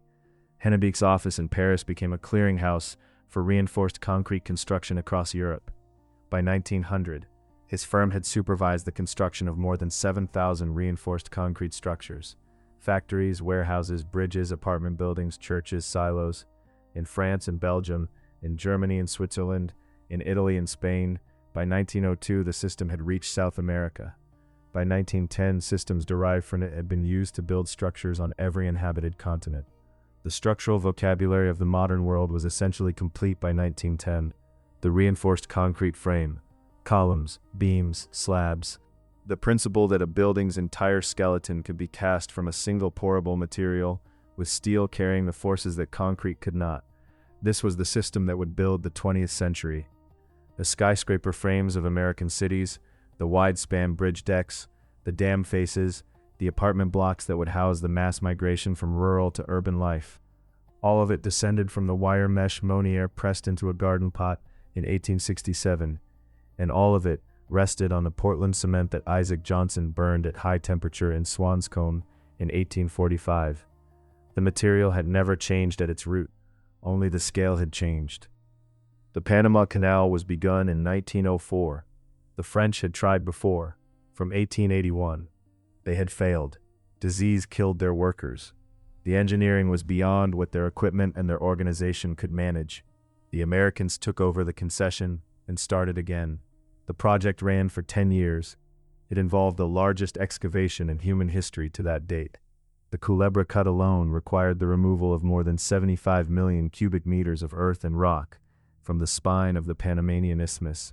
At its peak, the canal employed 40,000 workers. It required its own railway line, its own hospitals, its own housing towns, its own system of roads. But the engineering heart of the Panama Canal was not the excavation. It was the locks. The Pacific and Atlantic Oceans are not at the same level. The Pacific, at the western end of the canal, sits roughly 20 centimeters higher than the Atlantic at the eastern end. More significantly, the freshwater lake in the center of the isthmus, Gatun Lake, created specifically for the canal, sits 26 meters above sea level. To move a ship from the Atlantic to the Pacific, that ship has to be raised 26 meters and then lowered 26 meters again. The mechanism for doing this is a lock, a chamber that can be flooded or drained. The ship enters at one level. The chamber fills or empties, the ship floats up or down, the gate at the far end opens, the ship moves on to the next chamber. The Panama Canal has 6 locks, 3 at the Atlantic end at Gatun, 3 at the Pacific end. Each lock chamber is 300 meters long, 33 meters wide, and 26 meters deep. The walls of each chamber are mass concrete, not reinforced concrete, plain mass concrete poured in enormous lifts, because the loads on a lock wall are compressive, the water pressing against the concrete from one side, and plain concrete resists compression well. The total volume of concrete in the Panama Canal locks was approximately 2.3 million cubic meters. It was the largest single concrete pour in history to that date. The concrete was mixed in batching plants built on site. Limestone was quarried from the canal zone and burned into lime. Portland cement was shipped from the United States. Aggregate was dredged from the bay. Everything moved by railway. At peak production, the concrete plants at Gatun were pouring more than 3,000 cubic meters of concrete per day. The locks were completed in 1913. The canal opened to traffic in August 1914. The lock walls have never been replaced. The same material that Roman harbor engineers at Caesarea Maritima had poured underwater 2,000 years before. Refined, standardized, mixed in industrial batching plants, delivered by railway, poured at a scale the Romans could not have imagined. But recognizably the same act: a hydraulic binder, water, aggregate, a form to hold it while it cured, then time. The method had not changed in its essentials, only the quantity had changed, and the quantity had changed beyond anything any previous civilization had attempted. By 1920, concrete was the dominant building material of the industrial world, in a way that no other material had ever been before. Not stone, which required skilled cutting and was expensive to move. Not brick, which was strong but slow. Not iron, which could not be poured and shaped on site into arbitrary forms. Not timber, which rotted and burned and could not span the distances that the industrial world needed to span. Concrete could be made anywhere there was limestone and clay. It could be mixed on the construction site. It could be poured into wooden forms and left to cure into whatever shape those forms defined. A column, a beam, a slab, a wall, a dome, a tunnel lining, a bridge deck, a dam face. Any geometry that could be built in timber could then be cast in concrete. And then the timber form could be removed and the concrete remained, permanent in the exact shape of the mold. By 1920, this was happening at a scale that had no precedent. Reinforced concrete frames rising to heights that had previously required steel. Concrete bridges replacing the iron and stone bridges of the previous century. Concrete dams across the rivers of the American West and Southern Europe. Concrete roads replacing the cobblestones and packed dirt of earlier centuries. All of it concrete. 4 billion tons of it produced every year by the end of the century. More than any other manufactured material in human history. More than steel, more than plastic, more than glass, more than timber cut and processed. The Romans had built an empire on it. The empire had fallen and taken the knowledge with it. 1,300 years of absence, then a lighthouse mortar, then a nodule from a riverbed, then a kiln burning hotter than anyone had burned before, then a wire pressed into a garden pot by a man who was tired of replacing it, then a Belgian contractor testing beams in his yard until he understood where the iron needed to go, then the canal locks, then the dams, then the roads, then the century. By 1920, this material had returned at global scale to the prominence it had held in the time of Hadrian and Trajan. It would never retreat from that prominence again. Every year after 1920, more concrete was poured than the year before. Not in every country, not without interruption, but the trend line never reversed. The world had discovered what the Romans had discovered and then lost. It was not going to lose it again. This story ends at 1920. What happened after 1920 is a different story entirely. What happened after 1920 is the story of nearly everything built in the world you live in now. There is something else. Something that was not understood for a long time. Something that was only discovered by drilling a core sample from a Roman harbor wall in the late 20th century. Something about what the Romans actually made, and why it behaves in a way that nothing made since has been able to match. Modern Portland cement concrete weakens over time. This is not a flaw in the engineering. It is a property of the chemistry. The calcium silicate hydrate crystals that form when Portland cement and water react together, the dense interlocking structure that gives the cured concrete its compressive strength, are not stable indefinitely. Under sustained contact with water, under freeze-thaw cycling, under chemical attack from dissolved salts, those crystals degrade. The bonds between them weaken. The concrete becomes more porous. More porous concrete admits more water. More water accelerates the degradation. The process is slow. A Portland cement concrete structure in a dry, stable environment might last several centuries, but a seawall in constant contact with salt water, exposed to wave action, subjected to repeated wetting and drying as the tide moves, a seawall built from modern Portland cement typically needs significant repair after 50 to 100 years. This is known. It is budgeted for. The engineers who design harbor structures today plan for periodic replacement. Now, consider Roman harbor walls. The structures at Caesarea Maritima, built by Herod the Great's engineers using Roman pozzolanic concrete between 22 and 10 BC, have been submerged in the Mediterranean for more than 2,000 years. In the 1990s, researchers began taking core samples from those structures. The concrete they drilled from the harbor walls of Caesarea was not weakening. It was stronger than when it had been poured. The cores taken from the submerged breakwaters were denser than freshly cured Roman concrete would have been at the time of construction. The internal structure was tighter. The bond between the volcanic ash aggregate and the lime binder was more complete than it could have been on the day the concrete set. This was not immediately understood. It contradicted the assumption which had governed cement science for most of the 20th century, that all concrete ages toward failure. Roman concrete was doing the opposite. It was aging toward greater strength. Further research produced the same result from other sites: the harbor at Pozzuoli itself, the submerged breakwaters at Cosa on the Etruscan coast. Everywhere the researchers drilled, the same result. Roman seawater concrete, after 2,000 years of submersion, was stronger than the day it was made. The scientists began examining the internal structure of the cores more closely. They used X-ray diffraction and electron microscopy. They mapped the mineral composition of the concrete at the microscopic level. They were looking for something that should not have been there. Something that did not form when Cortland cement was mixed with aggregate and water. Something that only formed inside the Roman concrete. Something that was still forming, even now, 2,000 years after the concrete was poured. In 2017, the research team published their findings. The answer was a mineral. A rare one that did not naturally occur in most geological environments. The Romans had been producing it by accident, inside their harbor walls, since the day those walls were submerged. They had been producing it for 2,000 years, and they had no idea. The mineral is called aluminous tobermorite. It is a calcium aluminium silicate hydrate. Its crystals are flat, plate-like, interlocking. Under an electron microscope, they look like stacked leaves, or like the scales on a fish, pressed close together. Tobermorite is not common. In nature, it is found mainly in certain basaltic rocks that have been altered by very specific hydrothermal conditions over millions of years. It is not something that forms easily. It is not something that forms quickly. It does not form in Portland cement concrete. It forms in Roman concrete. The process works like this. When Roman pozzolanic concrete is submerged in seawater, the seawater begins to percolate slowly through the porous structure of the cured concrete. The seawater is warm in the Mediterranean. It carries dissolved minerals. As the seawater moves through the concrete, it encounters the reactive aluminium silicate compounds in the pozzolana. The volcanic ash from the Bay of Naples is unusually rich in aluminium-bearing minerals.